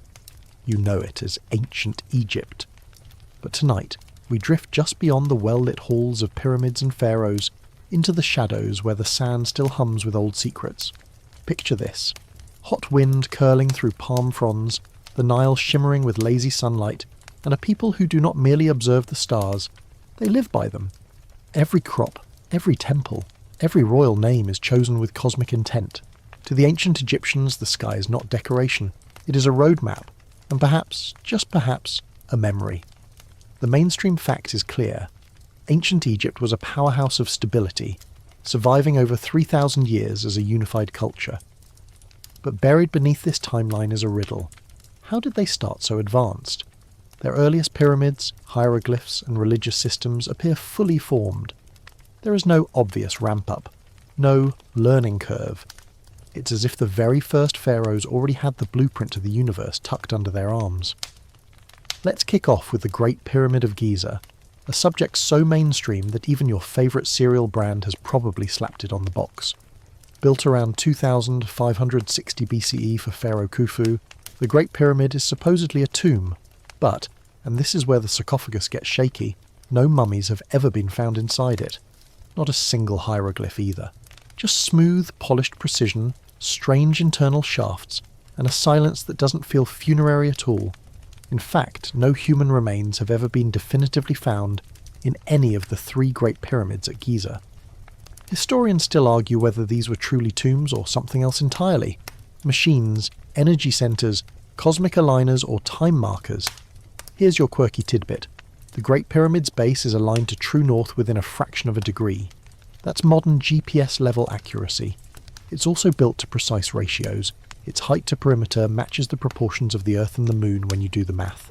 Coincidence? Or did someone whisper these numbers into the builder's ears? And those shafts? Narrow passageways within the pyramid, not for people, but seemingly aimed at the stars. One shaft in the King's Chamber points directly to Orion's belt around the time of its construction.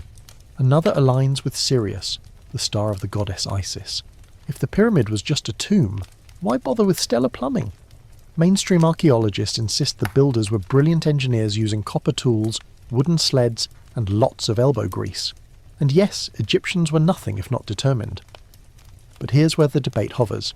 Even with modern equipment, we'd struggle to replicate the pyramid's precision. The blocks, some weighing over 70 tons, are fit so tightly that even modern-day engineers scratch their heads, literally. There are documented cases of specialists climbing inside and just blinking in bafflement. What if the knowledge didn't come from within Egypt at all? Let's pan our camera to the Zep Tepi, a mysterious phrase found in ancient Egyptian texts, referring to the first time when gods walked among men and established divine order.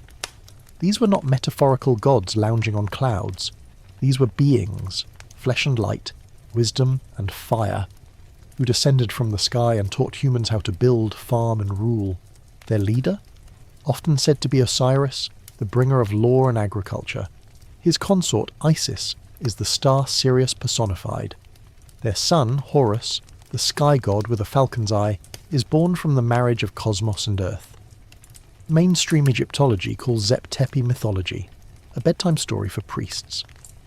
But let's poke gently at the edges. Where did this myth come from, and why does it eerily echo similar first-time legends in Mesopotamia, the Andes, and beyond? The gods come from the sky. They arrive in boats of light. They teach math, astronomy, and healing. Then they leave, promising to return. Cue the Sphinx. This monumental feline with the face of a man guards the Giza plateau, crouched like a cat too wise for its own good. Egyptologists date the Sphinx to 2500 BCE, crediting Pharaoh Khafre. But water erosion patterns on its flanks tell another story. Geologist Robert Schoch famously suggested the erosion is consistent with thousands of years of heavy rainfall, the kind Egypt hasn't seen since around 10,000 BCE. Mainstream scholars were not amused. Still, the debate simmers. If the Sphinx is older than the pyramids, who built it? And why shape it like a lion staring eternally at the rising sun on the spring equinox? Perhaps it was a time marker, or better yet, a guardian, placed there by those from the first time, to stand watch until their return. Another juicy fragment, the Temple of Hathor at Dendera. On the ceiling of one of its chambers lies the Dendera zodiac, a circular map of the heavens with accurate planetary alignments, including what seems to be knowledge of precession, the slow wobble of Earth's axis that takes over 25,000 years to complete. Historians still argue whether this zodiac was purely symbolic, or whether the Egyptians understood astronomical mechanics that weren't officially discovered until the modern age. There's even a fringe camp that believes it shows planetary alignments during a great cataclysm, possibly referencing Atlantis or the destruction of a pre-dynastic civilization. Speaking of cataclysms, let's wander south to Abydos, where the Temple of Seti boasts a curious panel of carvings. They appear to depict, well, things that shouldn't exist in the ancient world. A helicopter, a submarine, and what looks like a hovercraft. Most scholars say these are palimpsests, overlapping hieroglyphs due to erosion and recarving. That may well be, but zoom in and you'll see why the fringe theorists haven't let it go. It's not just vague shapes, it's remarkably detailed machinery. And nestled in the same temple complex is the Osirian, an underground chamber constructed from massive granite blocks, often flooded with groundwater. Unlike the rest of Seti's temple, the Osirian seems much older. Its stone's rougher, its symmetry more primal. Mainstream Egyptologists suggest Seti built the Assyrian as a fake ruin to honour the past. But why go to such lengths to build something so un-Egyptian in style? Fringe theorists argue the Assyrian may predate even dynastic Egypt, perhaps serving as a power chamber, water resonance structure, or even a stasis vault left by otherworldly ancestors. Here's a final twist. The ancient Egyptian word for star is Seba, which also means door. To them, stars were not just lights. They were gateways, pathways to the afterlife, or perhaps to something else entirely. The Book of the Dead includes instructions not just for judgment, but for navigation, which gates to pass through, which guardians to appease, and which constellations to follow.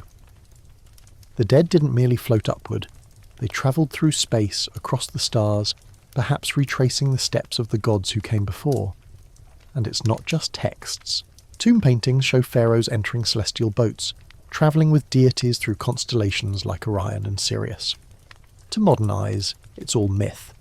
But viewed through the lens of legacy, the kind left behind by a mother civilization, it might be less about magic and more about memory. Remember, the Egyptians were obsessed with preservation, not just of bodies, but of time. Their entire culture was a message in a bottle, sealed in granite, waiting to be decoded. Maybe they weren't just trying to reach the gods. Maybe they were trying to preserve what the gods taught, before it was lost to flood, fire, and forgetfulness. Now, let's linger on the name Kemet, what Egyptians called their own land. It means black soil, referencing the fertile silt along the Nile. But the ancients also spoke of a land called Ta-Seti, the land of the bow, possibly located further south, sometimes referred to as the land of beginnings. Fringe researchers suggest that the builders of the pyramids and temples may have migrated north from this older centre, after a climatic shift or a cataclysm. And then there's Atlantis, Plato's lost city, described as an island of advanced civilization destroyed in a single day and night. Mainstream scholars file it under allegory, but the Egyptian priest who told Plato's story claimed Atlantis existed 9,000 years before his time. That would place it somewhere around 11,600 BCE, right at the end of the last ice age, when sea levels rose, weather turned upside down, and forgotten civilizations might have vanished beneath the waves. Sound familiar? Whispers of this ancient fall echo through Egyptian texts, Sumerian tablets, Andean myths, and even biblical flood stories. Always the same ingredients: a great civilization, an unnatural catastrophe, and the survivors who pass their knowledge on to scattered tribes. Tribes who eventually become us. And now, under moonlight and wind, we begin to wonder, what if Egypt wasn't the origin, but a preserver? What if those colossal structures weren't built to glorify kings, but to preserve alignment with cosmic truths only the mother civilization knew? And what if, just maybe, those truths weren't of this earth? As the sands shift and the Nile flows endlessly onward, Egypt keeps her secrets close. But those who listen, not just to her stones, but to her stars, can still hear the ancient voice whispering through time.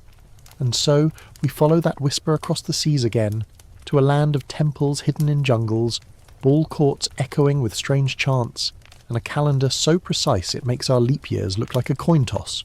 Yes, we're heading to Mesoamerica, where the Maya waited patiently for the return of the sky gods. The jungle breathes. Deep in the heart of Mesoamerica, where vines wrap ancient stones like sleeping serpents, and parrots scream from treetops as if echoing long-forgotten names, there's a world barely recovered from the soil. Towering ziggurats, ceremonial ball courts, obsidian blades, and glyphs so intricate they seem like the nervous system of a dying star. This is Maya territory, and the strangest thing, their story doesn't start at the beginning either. Instead, the Maya rise into history already bearing the fingerprints of someone, or something, else. Here's the mainstream foundation, the Maya civilization, known for its monumental cities and advanced calendars, flourished between 250 CE and 900 CE. But archaeological finds suggest their roots go much deeper, stretching back to 2000 BCE and beyond, into the murky pre-classic period. Even then, they show an obsession with astronomy, ritual timekeeping, and sky-centric architecture. So the real question is, where did that early sophistication come from? enter the Olmecs, often called the mother culture of Mesoamerica. They pop up around 1200 BCE and are famous for colossal stone heads, some weighing over 20 tons. The Olmecs vanish mysteriously, but their stylistic DNA flows into the Maya, Zapotec, and others like an unseen river. Yet historians still argue whether the Olmecs truly developed in isolation or inherited knowledge from some external source. The leap from tribal society to astronomically aligned megacities seems a bit vertical. Here's your quirky tidbit. The Maya calendar doesn't just mark days and seasons, it tracks cosmic cycles stretching back to the beginning of this era, which they place at August 11th, 3114 BCE. Yes, they had a creation date for the current world, a full 3 millennia before our Gregorian calendar was even a glimmer in a Roman bishop's eye. And according to them, this isn't the first cycle, it's the fourth.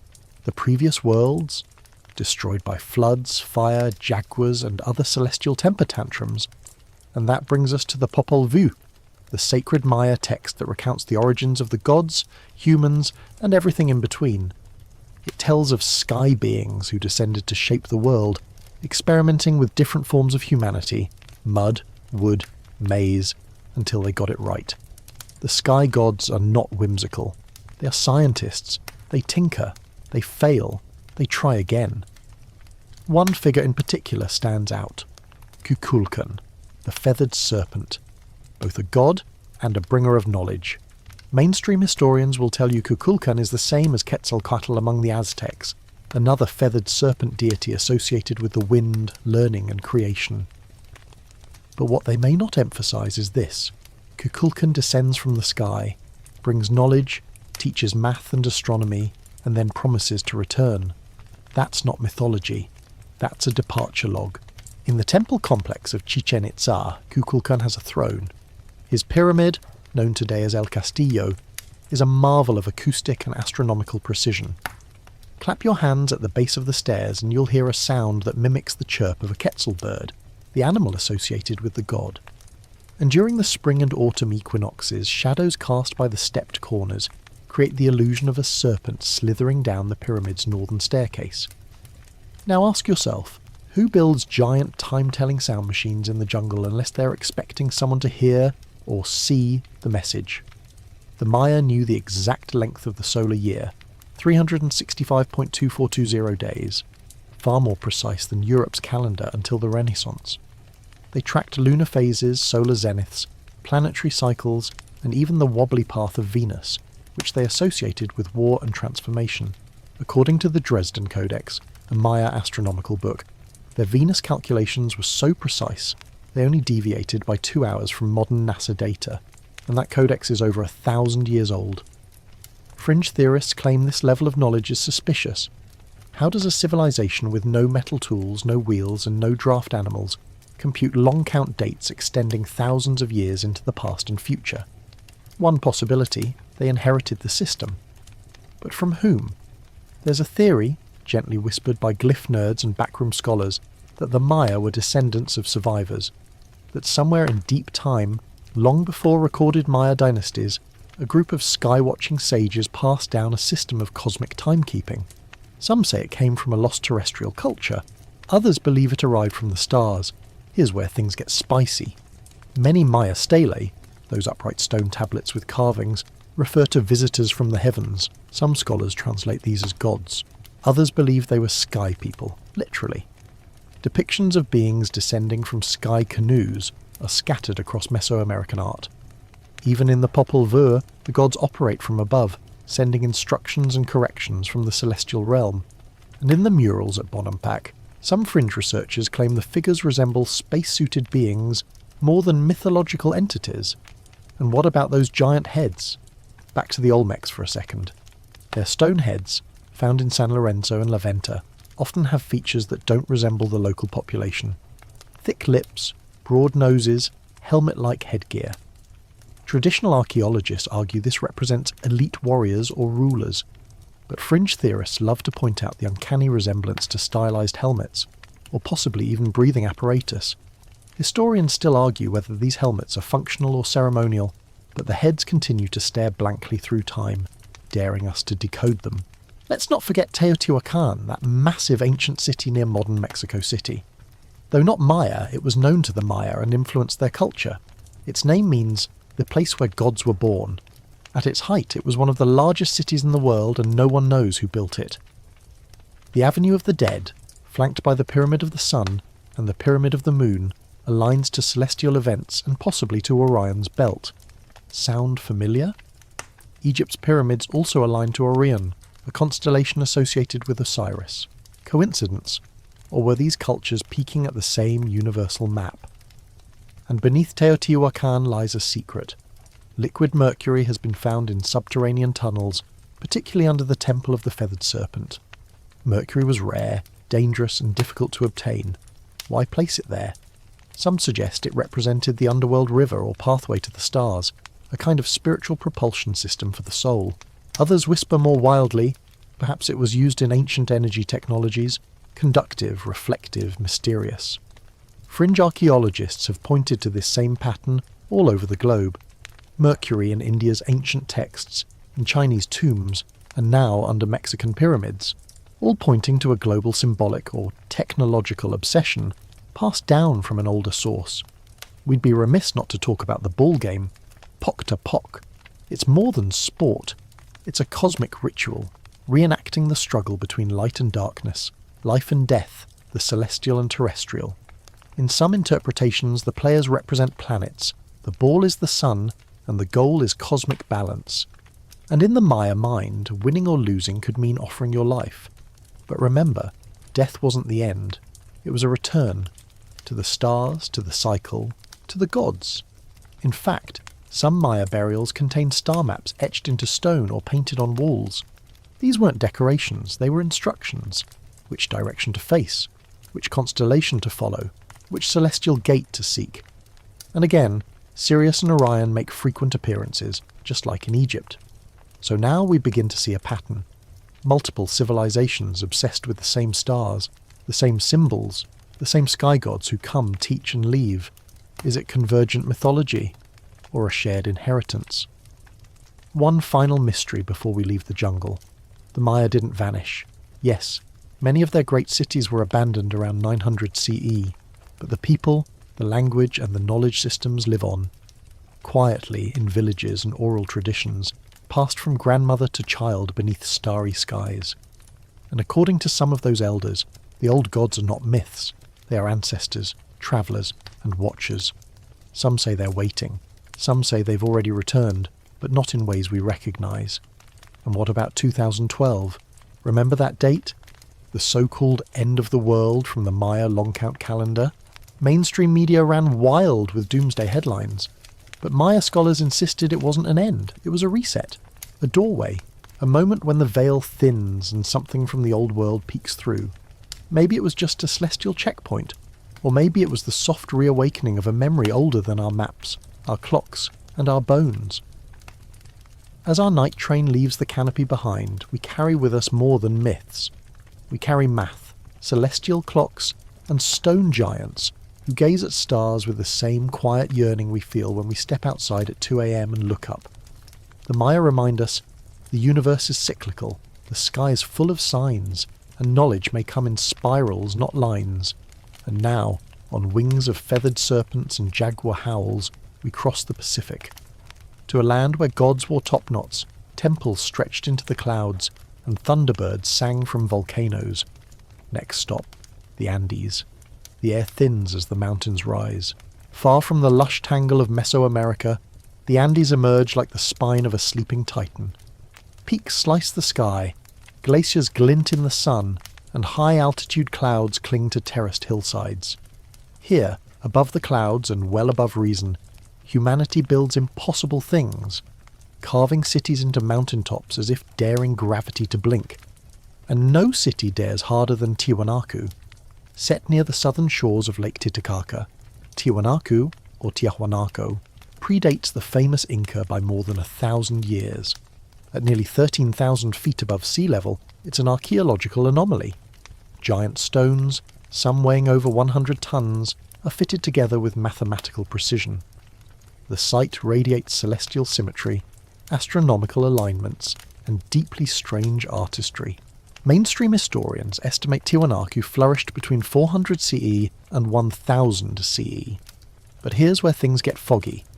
Many scholars suspect its earliest foundations are far older, possibly dating back to 1500 BCE or earlier, and its most iconic megaliths, the Gateway of the Sun, the semi-subterranean temple, may have been relics even then. And now the debate kicks in. Who built this? And how? The stonework in Tiwanaku is infamous. Consider the Pumapunku platform, a part of the complex that looks more like a disassembled spaceship hangar than a ceremonial centre.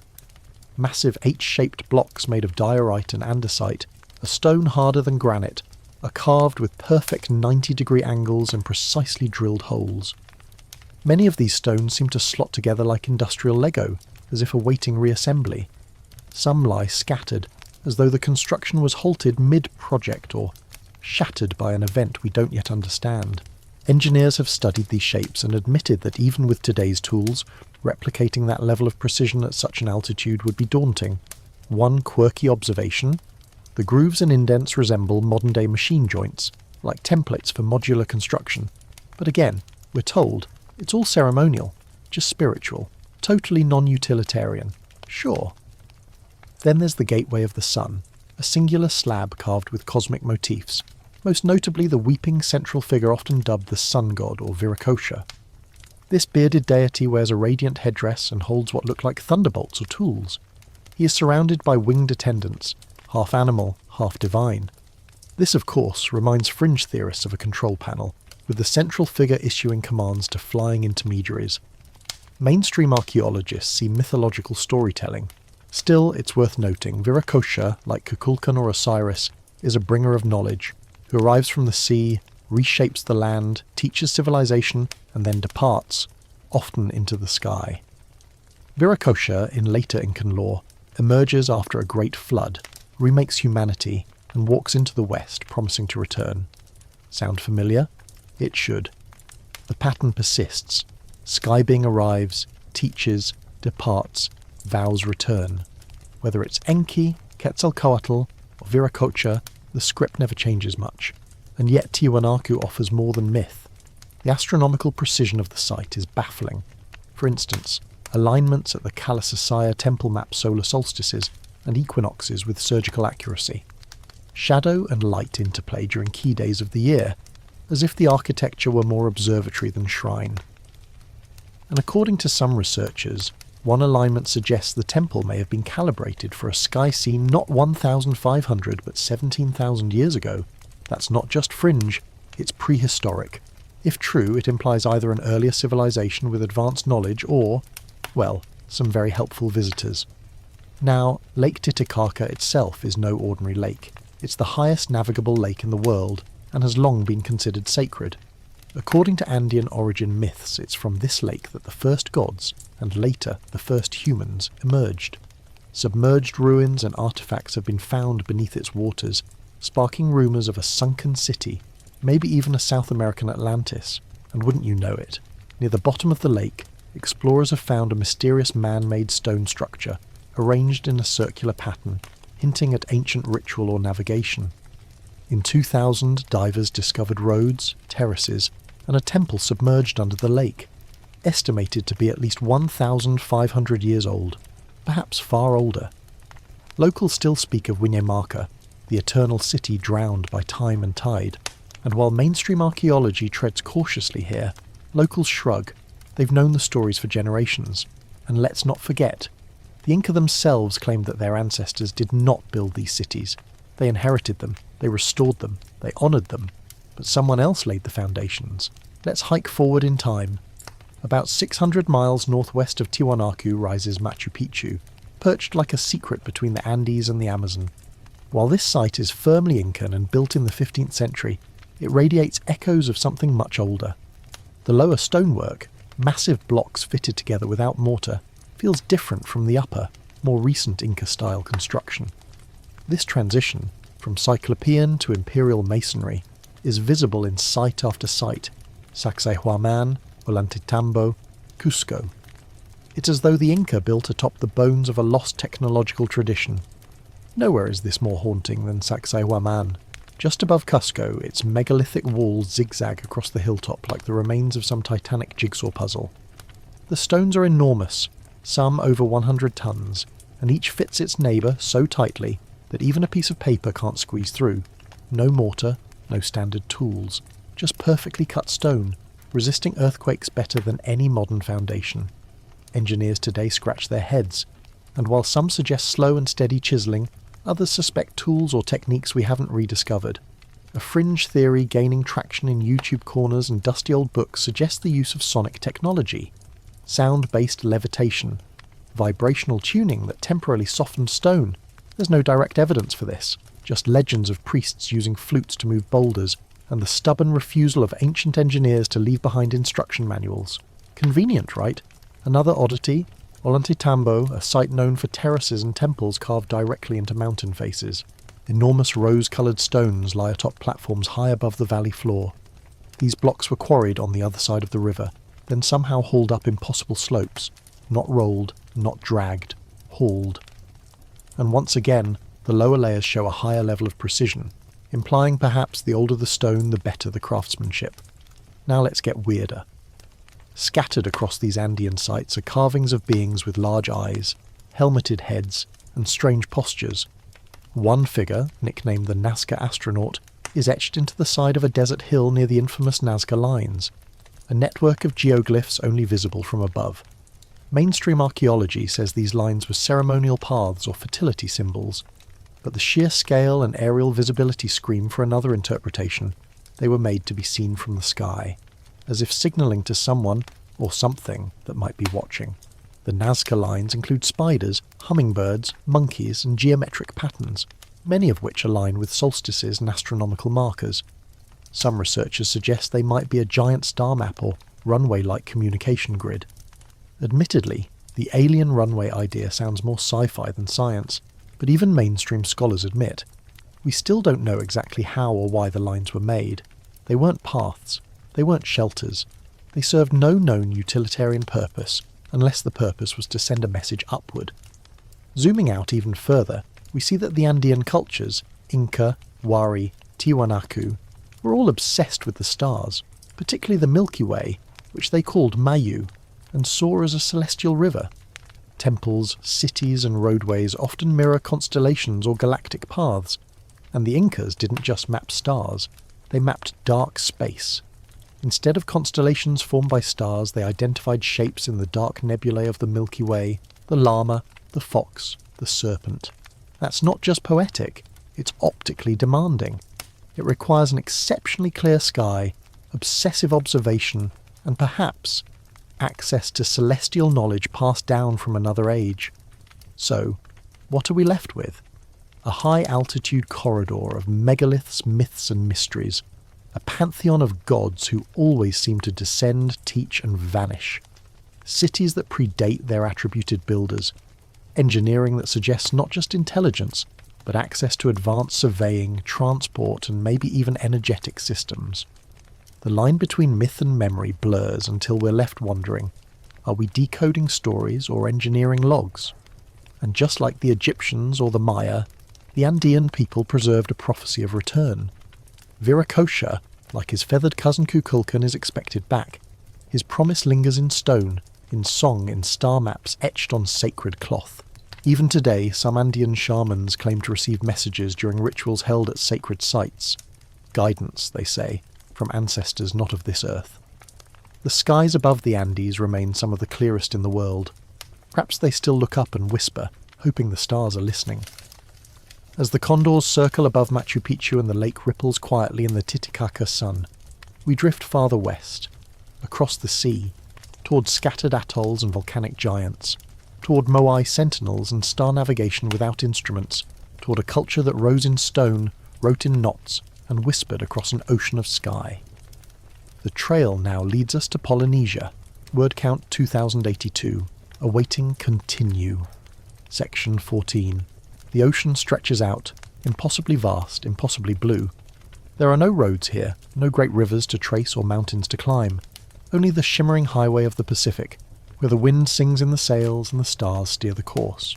For millennia, humans dared to cross these waters without maps, moving from speck to speck of volcanic land across thousands of miles, guided only by celestial cues and whispered knowledge handed down in chants.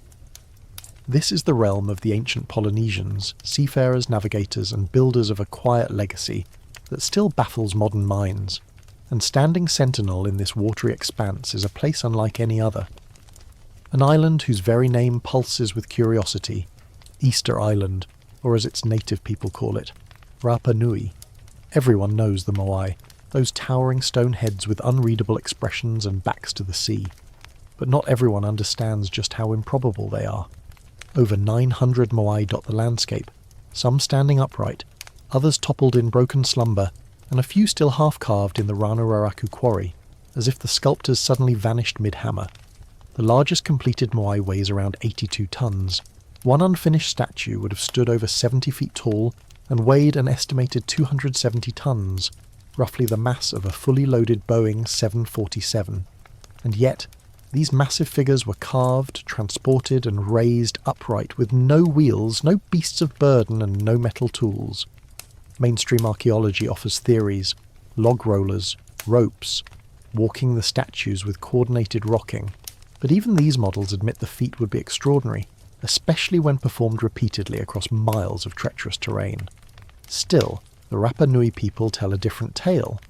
According to oral tradition, the Moai walked into place, not metaphorically, but literally. They moved, upright, across the land by mana, a spiritual energy controlled by priest kings. Some researchers now cautiously entertain the idea that this story might contain echoes of a real technology. Perhaps an acoustic or vibrational method we no longer understand. A fringe idea, to be sure, but like the songs of the wind guiding their boats, not easily dismissed. Then there's the question of the origin of the islanders themselves. Polynesians spread across a triangle stretching from Hawaii to New Zealand to Rapa Nui, with no compasses, no maps, and no written language, unless you count the mysterious Rongorongo script of Easter Island. Found carved on wooden tablets, the glyphs remain undeciphered. Some believe it was a form of proto-writing, others suggest it was a mnemonic device for oral chants. Either way, it's the only known written script developed in Oceania, and strangely it resembles no other Polynesian system.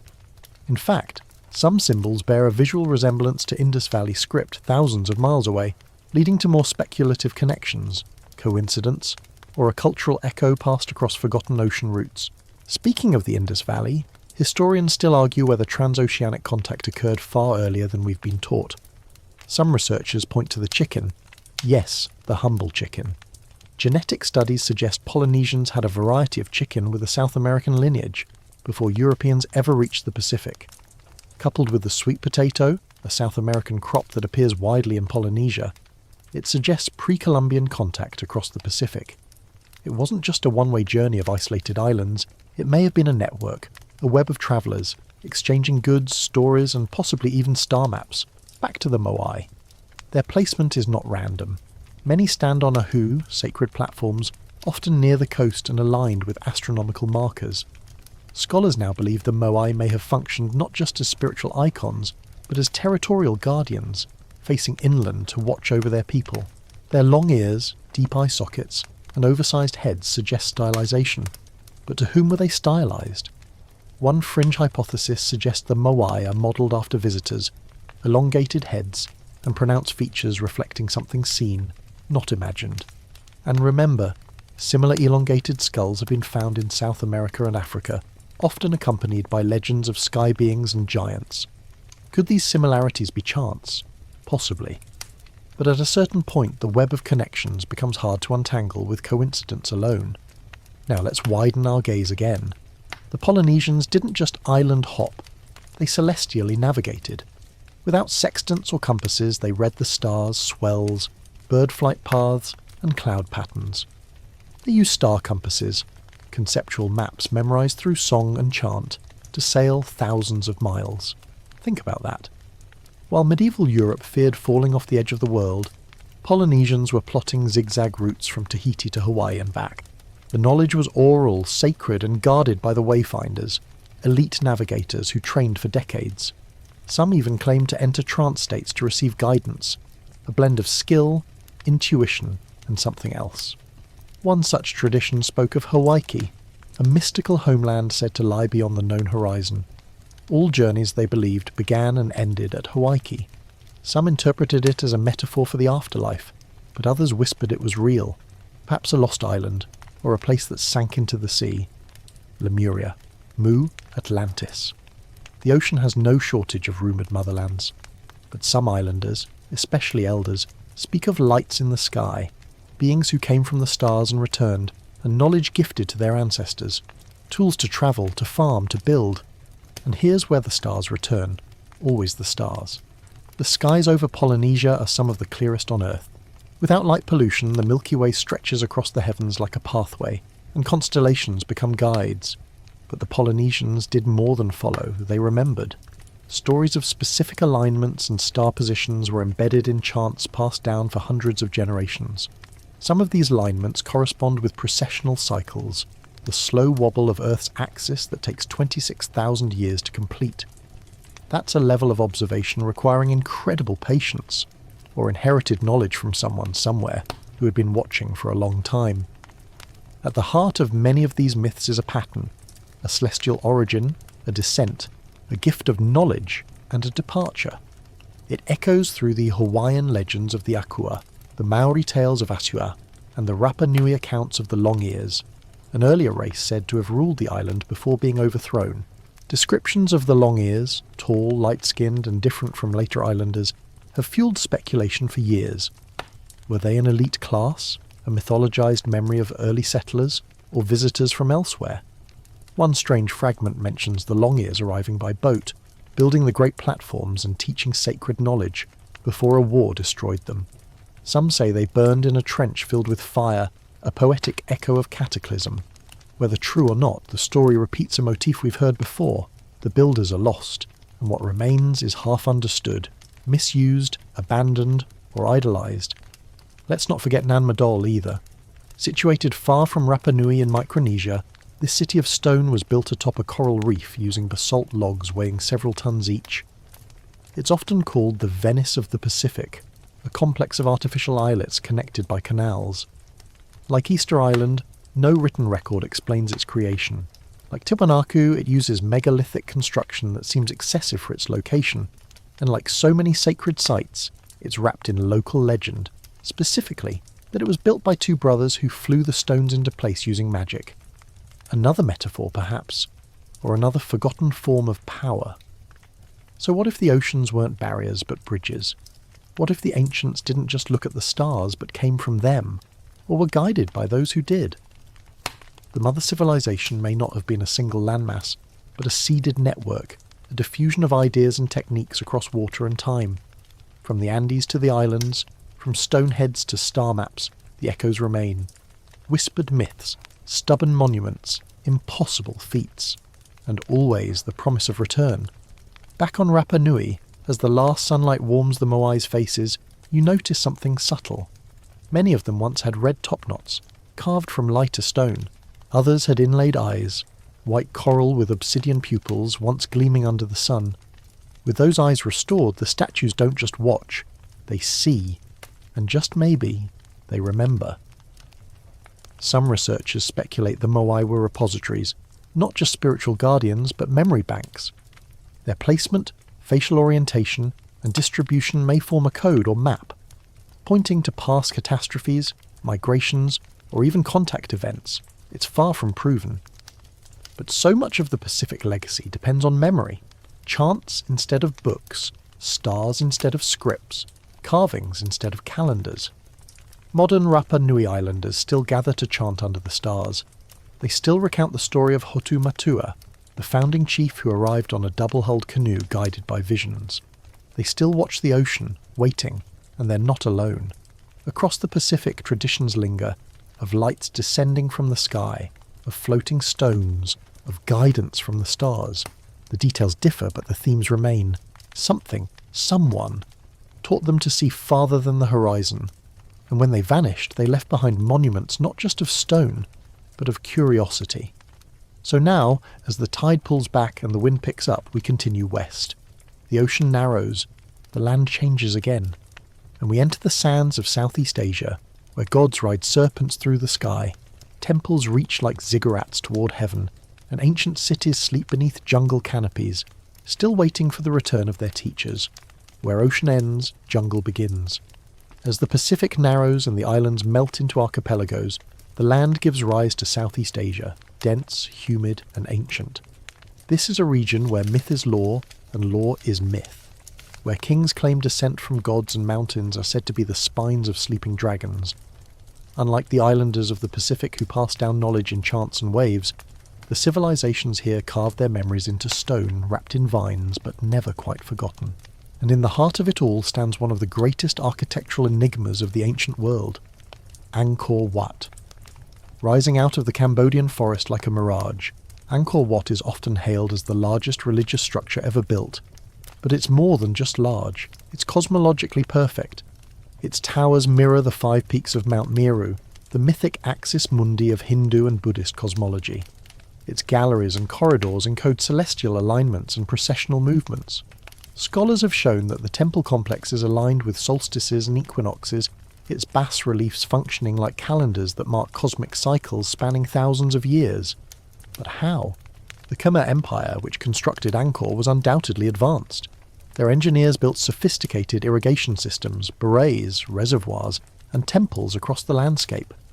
But Angkor Wat isn't just an engineering marvel, it's a mathematical revelation. Its proportions are based on units that correspond with the Earth's dimensions, precession, and astronomical constants. The layout encodes values such as the number of days in a year, the lunar cycles, and even Earth's axial tilt.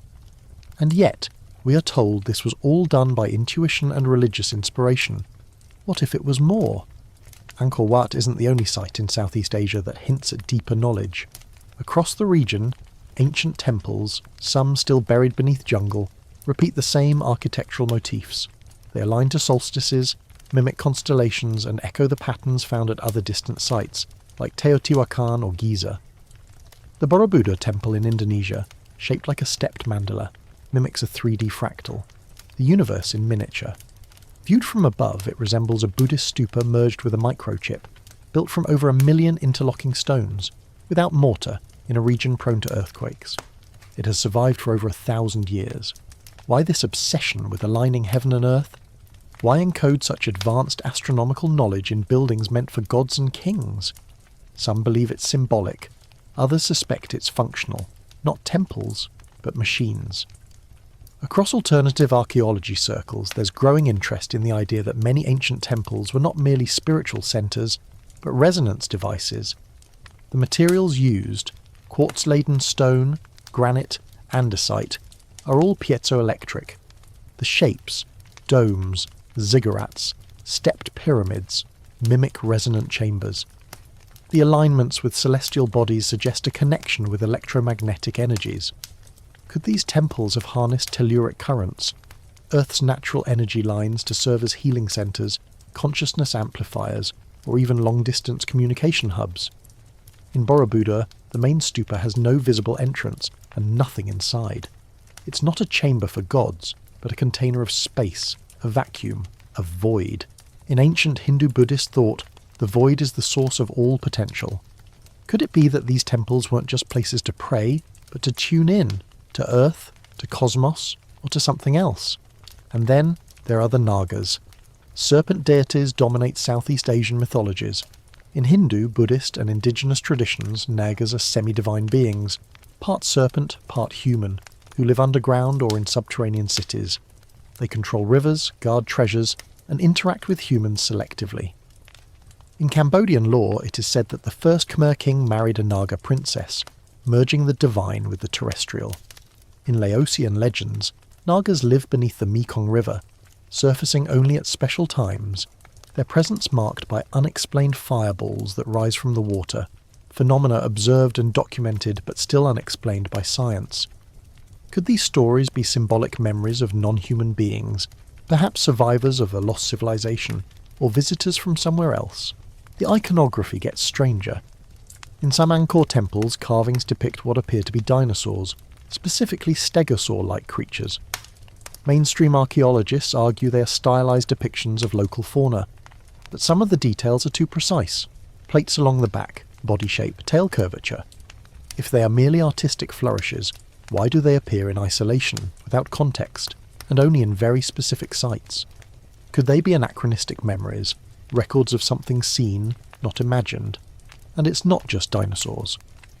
At Bante Sarai, a 10th century temple, one finds intricate carvings of flying beings, riding what look like vimanas, mythological flying machines mentioned in ancient Indian texts.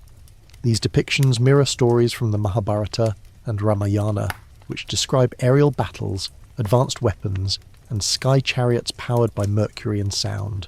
While considered myth, some of these descriptions are shockingly detailed, listing propulsion methods, metals, even battlefield tactics resembling modern dogfights. Could these ancient epics be distorted memories of real events, passed down and mythologized across millennia? Skeptics scoff, yet fragments keep emerging. In remote corners of Vietnam and Laos there are megalithic jars, massive stone vessels weighing up to 15 tons, scattered across the landscape like forgotten puzzle pieces. Known as the Plain of Jars, their purpose is still debated. Burial urns, grain storage. None of the explanations feel complete. The jars are placed in precise patterns, some aligned with stars. Local legends speak of giants who once used them to drink rice wine after battles. Giants appear in nearly every mythology, from the Rakshasas of India to the Nephilim of the Bible. Are these merely tall tales, or symbolic references to an earlier species? The further back we go, the stranger it gets. Consider Gunung Padang, in West Java, Indonesia. At first glance, it appears to be a natural hill dotted with basalt columns, but recent geological surveys suggest the hill conceals a massive step pyramid, older than any known human structure. Carbon dating of soil and organic materials found in core samples suggest human activity as early as 22,000 BCE, a date that predates not just the pyramids, but agriculture itself. If verified, Gunung Padang would upend the entire narrative of human civilization. No wonder it remains controversial, underfunded and largely ignored by mainstream academia. Yet the evidence continues to mount.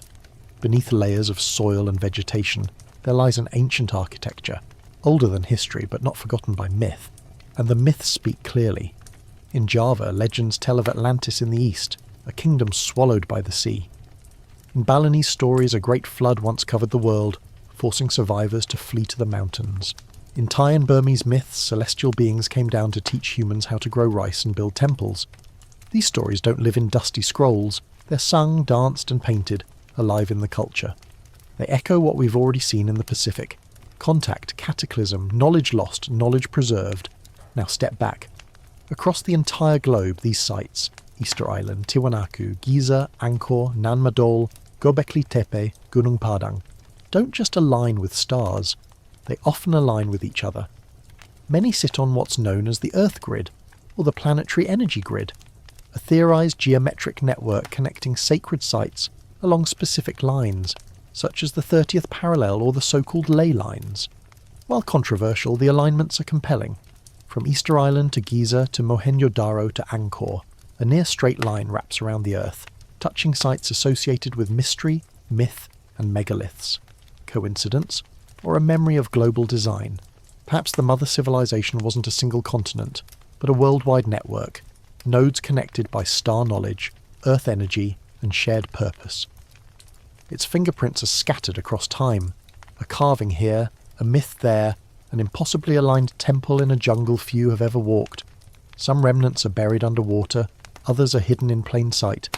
But the pattern remains. In Southeast Asia, the air is thick with moisture and mystery. The jungle grows quickly, consuming stone and swallowing memory. But the stones speak. They whisper of a time when humans were more than we remember, when the line between heaven and earth was not a wall but a bridge, when gods walked among us, or perhaps when humans reached for the gods and touched something real. As the monsoon clouds roll in, cloaking Angkor in silver mist, one can almost feel the hum of something ancient, older than empire, deeper than myth. Not just a monument to the divine, but a resonance, a tuning fork still vibrating, waiting to be heard again. And we are listening. Ahead lies the Indian subcontinent. There the Vedas sing of flying chariots, battles among the stars, and cities made of gold and light. There, sacred geometry finds its apex. Temples hum with unseen frequencies, and ancient texts describe technologies we still struggle to comprehend. But before we go, we pause at the threshold. Jungle behind, stars ahead. Somewhere between science and myth, between memory and stone, the truth waits. And it's been waiting a very long time. India, ever ancient, ever new. She lies sprawled like a dreaming giant across the subcontinent, ringed by the snow-clad Himalayas to the north and the warm, swirling seas to the south. A land where history and myth entwine like banyan roots, and where stone temples rise not just to honour the gods, but to emulate them. To stand here is to feel time stretch thin, as if the past is not behind but all around, humming through every carved surface, drifting on the smoke of incense, embedded in the mantras whispered to dawn. They say civilization here began in the Indus Valley, along the banks of the Saraswati and Indus rivers, around 2600 BCE. But as we've seen, official dates often underestimate. The cities of Mohenjo-Daro and Harappa were remarkably advanced. Gridded streets, plumbing systems, public baths and standardized weights suggest a society as orderly as it was enigmatic. And yet no one can read their script. Thousands of seals, inscribed with mysterious symbols, sit in museums and archives, still untranslated. It's as though their language came from somewhere else, or perhaps was never meant to be read by us. Mainstream scholars attribute the Indus decline to climate change or shifting rivers, but some fringe theories point to something more dramatic: sudden destruction, intense heat, possibly from above. At Mohenjo-Daro, skeletal remains were found lying in the streets, hands clutching each other as if struck down without warning. High radiation levels have been detected in parts of the site. Some buildings appear vitrified, stone melted as if by extreme heat. Critics dismiss these anomalies, yet they persist. Whispers of a lost war, a forgotten fire. Cue the Mahabharata, India's ancient epic, larger than life and longer than any saga in human history. In its verses lie tales of flying vehicles, divine weapons and celestial battles. The Vimanas, a word that echoes in Sanskrit texts, are flying chariots powered by knowledge of sound, light and mercury propulsion. One passage describes a weapon that causes the brightness of 1,000 suns and brings death in a moment, leaving hair and nails to fall out and food to be contaminated, eerily reminiscent of nuclear fallout. Now, either the ancient poets had an astounding imagination, or they remembered something real, something humanity wasn't supposed to keep. Some researchers believe the Mahabharata and its sibling, the Ramayana, are mythologized records of prehistoric wars fought not just on Earth but in the skies above. Rama's city, Ayodhya, is described as symmetrical, aerial, radiant. Lanka, the enemy stronghold, floats in the ocean like a technological marvel.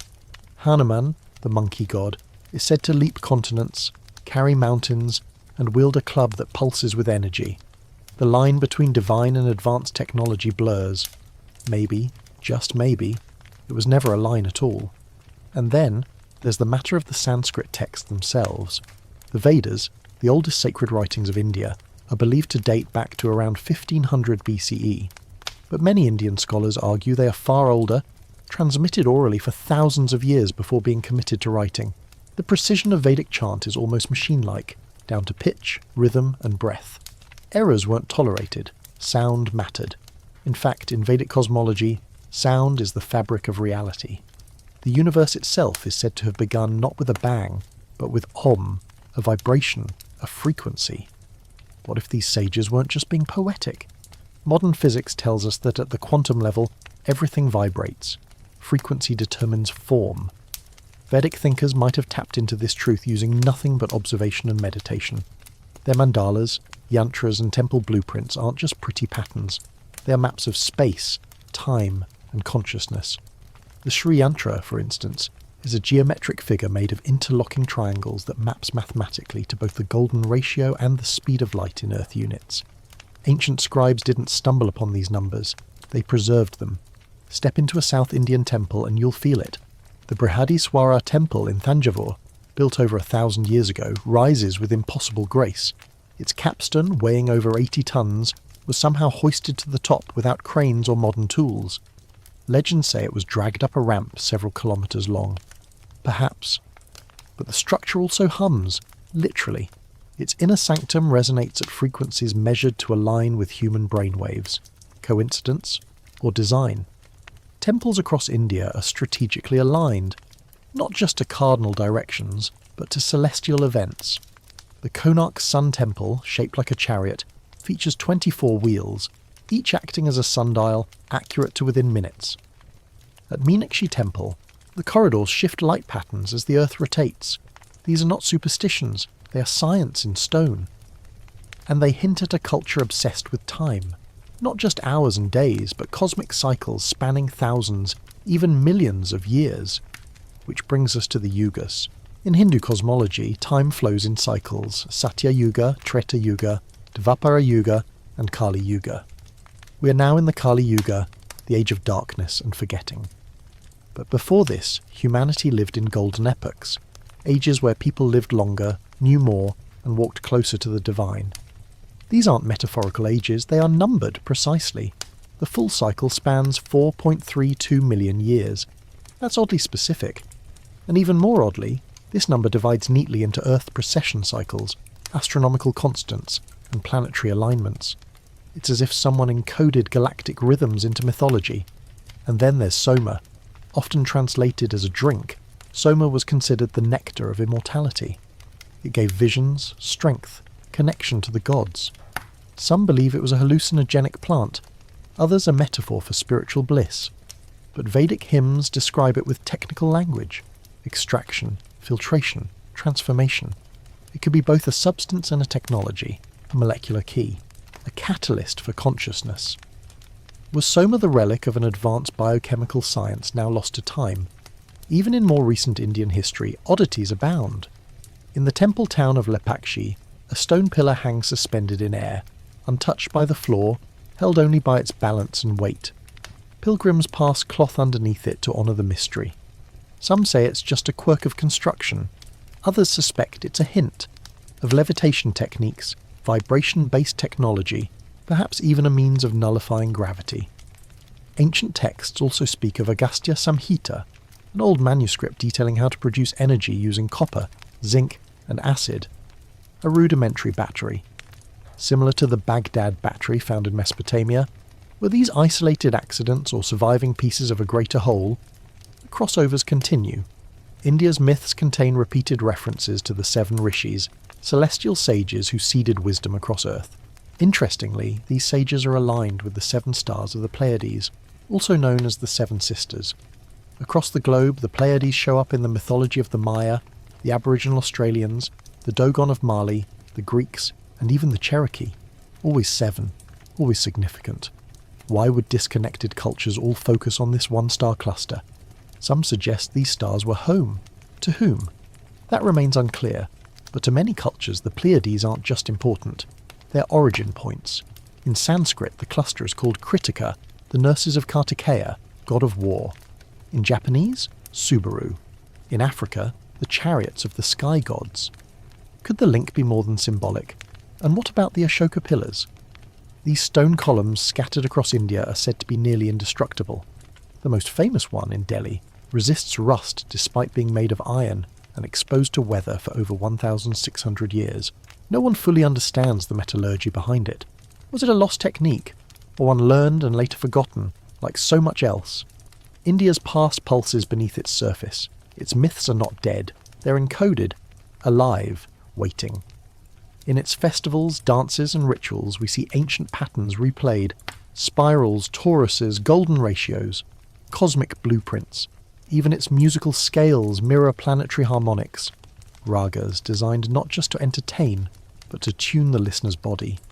Here, the line between spiritual and scientific isn't a line at all. And maybe it never was. As the sun sets over the Ghats and incense curls skyward, there's a sense that something old is stirring. Not awakening exactly, but beginning to be remembered. In dreams, in ruins, in chants half forgotten. The mother civilization didn't leave instructions, it left invitations, carved in stone, sung in syllables, painted in colours that never fade. Beyond the temples of India lies the open desert, a place where sand hides secrets and the skies burn bright and dry. In Mesopotamia, we'll find ziggurats, star maps, and gods who arrived in flying boats. In Sumer and Babylon, the oldest writing tells of beings who shaped humanity, not metaphorically, but literally, as architects, geneticists, teachers, and maybe something more. But before we cross the Thar Desert into forgotten kingdoms and thunderous tablets, we listen one last time to the chants of India, not as songs of devotion, but as coordinates, clues, frequencies, because in this land where everything vibrates, even silence has a sound, and someone, somewhere, has been listening for a very, very long time. Beneath a copper-hued sky, dust whispers across the scorched earth of the Mesopotamian plains. The rivers Tigris and Euphrates, once mighty veins of life, now trickle past the remnants of a world that may have been the first, or at least the first we remember. This land, cradled between rivers and riddled with myth, was once called Sumer, later Akkad, then Babylon. But to those who lived there, it was simply the centre, the axis of creation. They say writing began here. Not poetry, not prophecy, but administration, receipts, grain tallies, temple inventories. That's the official version. But as always, buried among the practical cuneiform wedge marks are stories, towering stories, stories of sky people, star maps, and strange machines. Some etched on clay tablets so old they crumble when touched. Others carved deep into ziggurats, those stair-step pyramids that rise like fossilized mountains into the desert sun. And here, amid the brittle libraries of baked earth, a name repeats: Anunnaki. To mainstream historians, the Anunnaki are just the pantheon of Sumer, deities of sky and earth, storm and water. But to fringe scholars and the late-night theorists among us, they're something else entirely. Not gods in metaphor, but gods in the ancient astronaut sense. Beings not from Olympus or imagination, but from other worlds, other stars, a civilization that came here, long ago, with a plan. In the Epic of Gilgamesh, one of humanity's oldest surviving tales, we hear of a semi-divine king seeking immortality. He speaks to Utnapishtim, a man who survived a great flood after being warned by a god. Sound familiar? Yes, it mirrors Noah's Ark, but it predates it by at least 1,000 years. And this flood isn't metaphorical. Sediment layers throughout Mesopotamia confirm there was once a deluge of astonishing proportions. Cities were buried, civilizations reset. Again, Utnapishtim describes being visited by beings who tell him how to build a vessel, how to preserve life. But they aren't just divine whisperers. They sound like engineers. Dimensions, materials, even food storage methods are listed. This isn't mythology. It's a blueprint. And yet, it goes deeper. The Anunnaki, according to Sumerian tablets, created humanity. Not in the spiritual sense, but through intervention. The story describes a time when these beings needed labourers, so they fashioned a new species. Out of what? They took a local hominid, added their own essence, whatever that means, and produced a Damu. That name ring any bells? It's a few consonants away from Adam. Historians scoff. They call it mythology, but it's oddly specific. The tale speaks of blood and clay, of forming humans in a womb-like chamber, of test subjects that failed before the final version worked. If this is mythology, it's the strangest and most clinical kind. It sounds less like Genesis and more like gene splicing. The Sumerians also wrote of kings who reigned for thousands of years, before the flood. The Sumerian king list is a real artifact, listing rulers whose reigns stretch into the tens of thousands of years. Mainstream scholars dismiss these as symbolic, perhaps mythic, or errors in record-keeping. But what if they're not? What if they document an earlier phase of humanity, before the rules of biology were reset? And those ziggurats, they weren't just temples. Many align precisely with constellations. Others are built with architectural principles that resemble both the pyramids of Egypt and the mounds of Central America. The Atemenanki, a ziggurat believed to have inspired the Tower of Babel story, was said to reach from earth to the heavens, a bond between sky and ground. Not figuratively, it was called a launch point, a tether, a marker. And in Babylon, the god Marduk wasn't just a warrior with lightning bolts, he was a ruler who reorganized the planets. The Enuma Elish, Babylon's creation epic, tells of Marduk battling Tiamat, a chaos serpent, and reshaping the cosmos afterward. Sounds mythic, until you remember that some researchers argue planetary rearrangements may have occurred in the early solar system. Catastrophism is back in vogue, after all, but the Anunnaki didn't operate alone. The Sumerians speak of Igigi, a lesser class of beings who eventually rebelled. They were workers, miners, assistants, perhaps even early humans themselves. When they grew weary, the Anunnaki created us.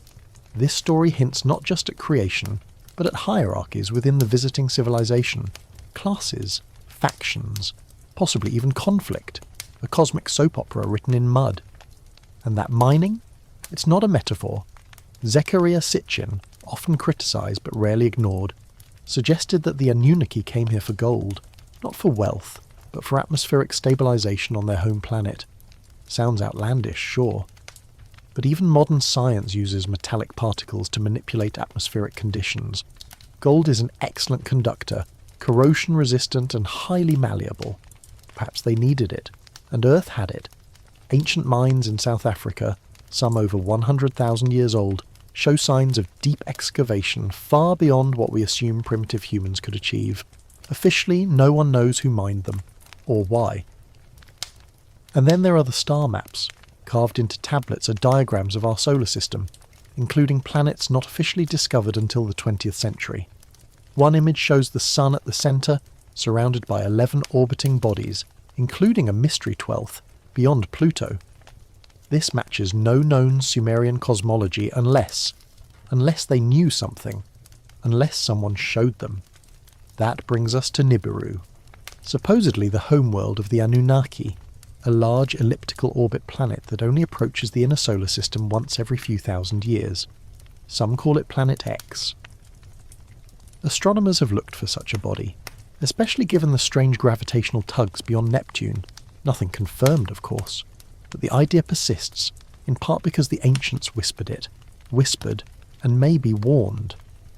The return of Nibiru was said to bring upheaval, environmental shifts, societal collapse, and even genetic changes. Perhaps the flood myths aren't just about water.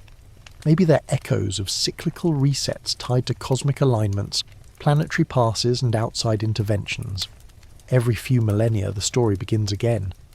In the city of Ur, once the beating heart of Sumer, archaeologists uncovered the royal tombs, graves of elite individuals buried with jewels, tools, and even entire retinues. But one burial chamber stood out, the so-called Death Pit, where dozens of finely dressed attendants were arranged in perfect symmetry, some holding musical instruments. It looked less like a funeral, and more like a ritual staging frozen in time. No signs of struggle, no damage to the bodies, just stillness, compliance, as if they were waiting, or offered. The line between worship and contract gets fuzzy here. Were temples mere places of prayer, or were they interfaces, command centres, landing pads? Legends say gods descended into their shrines in shafts of light. The gods were not metaphor, they were present, physical, capable of flight, of fury and of favour, and when they left they promised to return. The further west you go from Sumer, the more diluted the stories become, but the motifs remain: winged beings, secret knowledge, forbidden fruits, the idea of a fall from grace, from the stars, from another way of being. Babylon becomes Persia, becomes Greece, and in each transition the story softens until gods become myths and myths become metaphors. But the Sumerians were the first to write it down, and they didn't flinch. To them, their gods were real, with names, with tasks, with family trees. Enki, the trickster, Enlil, the commander, Inanna, fierce and feathered, descending into the underworld with technology and purpose. These weren't distant deities. They walked among men, they shaped cities, they dictated laws, and one day they left. The temples were abandoned, the ziggurats eroded, the language faded. By the time Babylon fell, the memory of who the gods truly were had become obscured. Their symbols were adopted, their rituals repurposed, but their origins, buried under layers of sand, time, and taboo. Today, we still walk in their shadow. The cuneiform tablets, though fragmentary, continue to be translated. New meanings surface. Clues, almost playful in their placement, point to things our ancestors weren't supposed to know, but did.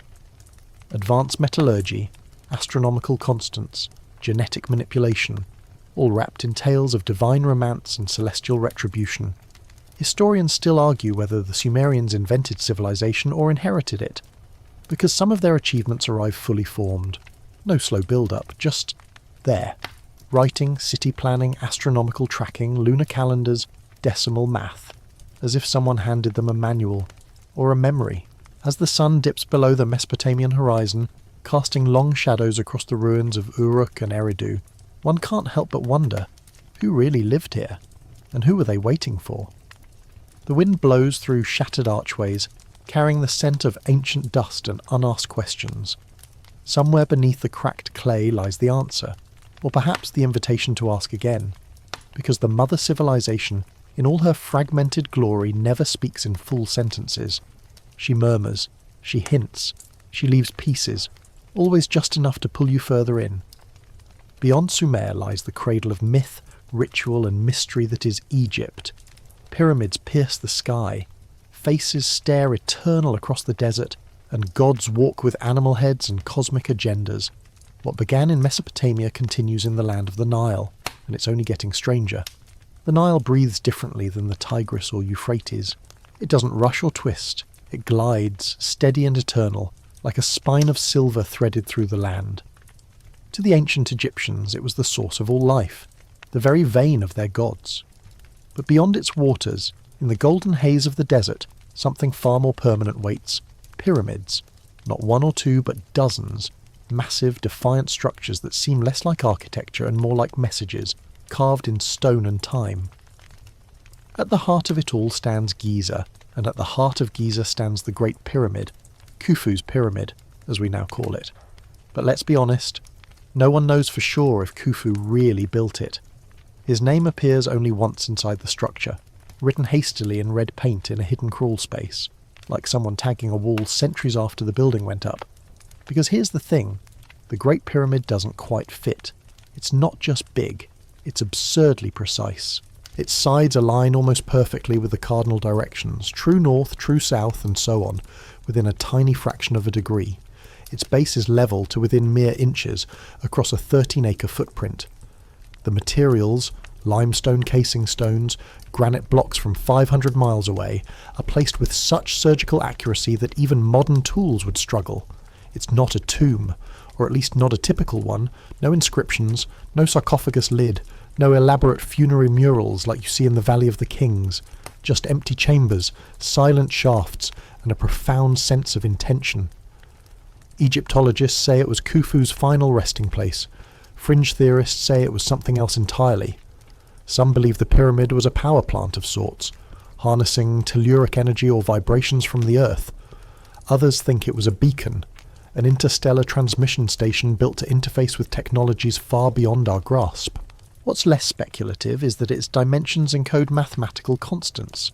Pi, the golden ratio, and even approximations of Earth's radius and orbital period. Too much coincidence for some, too convenient for others. Historians still argue whether these were intentional or happy accidents, but the pyramid remains unapologetically silent, maddeningly complex. And then there's the Sphinx, half lion, half human. It crouches before the pyramids like a guardian. Officially, it's about 4,500 years old. But here's where things get grainy, literally. The Sphinx shows clear signs of water erosion, deep vertical weathering not caused by wind-blown sand. And the last time Egypt saw sustained heavy rainfall, at least 7,000 to 9,000 years ago, that means the Sphinx might predate its surroundings by millennia. Mainstream scholars bristle at this idea, but alternative researchers like Robert Schoch and John Anthony West have long argued that the Sphinx could be the last remnant of a much older civilization, one possibly destroyed in some great cataclysm, rising seas, shifting crust, or perhaps something unnatural. The idea.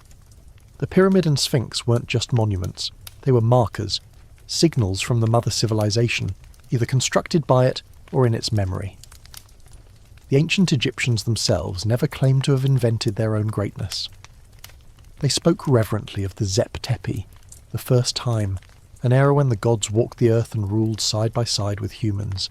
This wasn't allegory for them. It was history.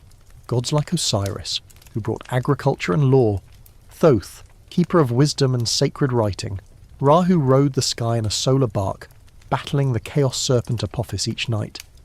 These aren't just gods, they're personified forces, embodiments of knowledge and conflict and technology, and occasionally, flight.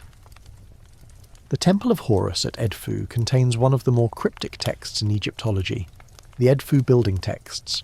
These describe a time before time, when the earth was struck by chaos, and the gods rebuilt their world upon sacred mounds. They speak of the island of the egg, and a race of luminous beings who came from the stars and established order. Sounds mythic, until you realise how often this fall and rise pattern appears across ancient cultures. And in Egypt, it always points back to stars. The pyramids at Giza are aligned not just with the earth, but with the heavens. More specifically, with Orion's belt, a stellar triad representing Osiris himself. The shaft inside the Great Pyramid aligns with Alnitak, the easternmost star in the belt, during the era around 10,500 BCE, which, oddly, is the same era when the Sphinx would have made sense, looking directly east at the constellation Leo during the spring equinox, a lion facing the lion, not now but then. So was Giza constructed to honour a sky clock, a calendar of the gods, or perhaps a memory? The Egyptians believed in cyclical time, not linear. Civilizations rose, fell, and rose again. Humanity wasn't progressing but remembering, slowly, painfully, like a mind recovering from trauma. And they weren't the only ones. Across the ocean, far from the Nile, the Olmec, Maya and Inca spoke of sky people and golden visitors.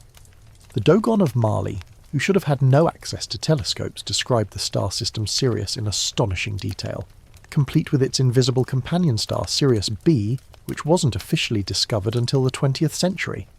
They said it was knowledge passed down from the Nommo, amphibious beings who came from the sky in spinning ships. Amphibians, stars, gene bringers, it's all starting to rhyme. Even the Egyptian gods, though often depicted as animals, have a strange consistency, hybridization. Falcon-headed Horus, jackal-faced Anubis, ibis-headed Thoth. Were these merely metaphors for divine roles, or encoded descriptions of beings that actually walked among them? One fringe theory suggests that the gods were biological chimeras, altered or engineered for specific functions. Others think the animal heads signify helmets, advanced breathing apparatuses. To the ancients, they were divine. To us, they might have been scientists or astronauts cloaked in the mythic fabric of their time. And what of the knowledge they left? The Dendera light is an infamous example.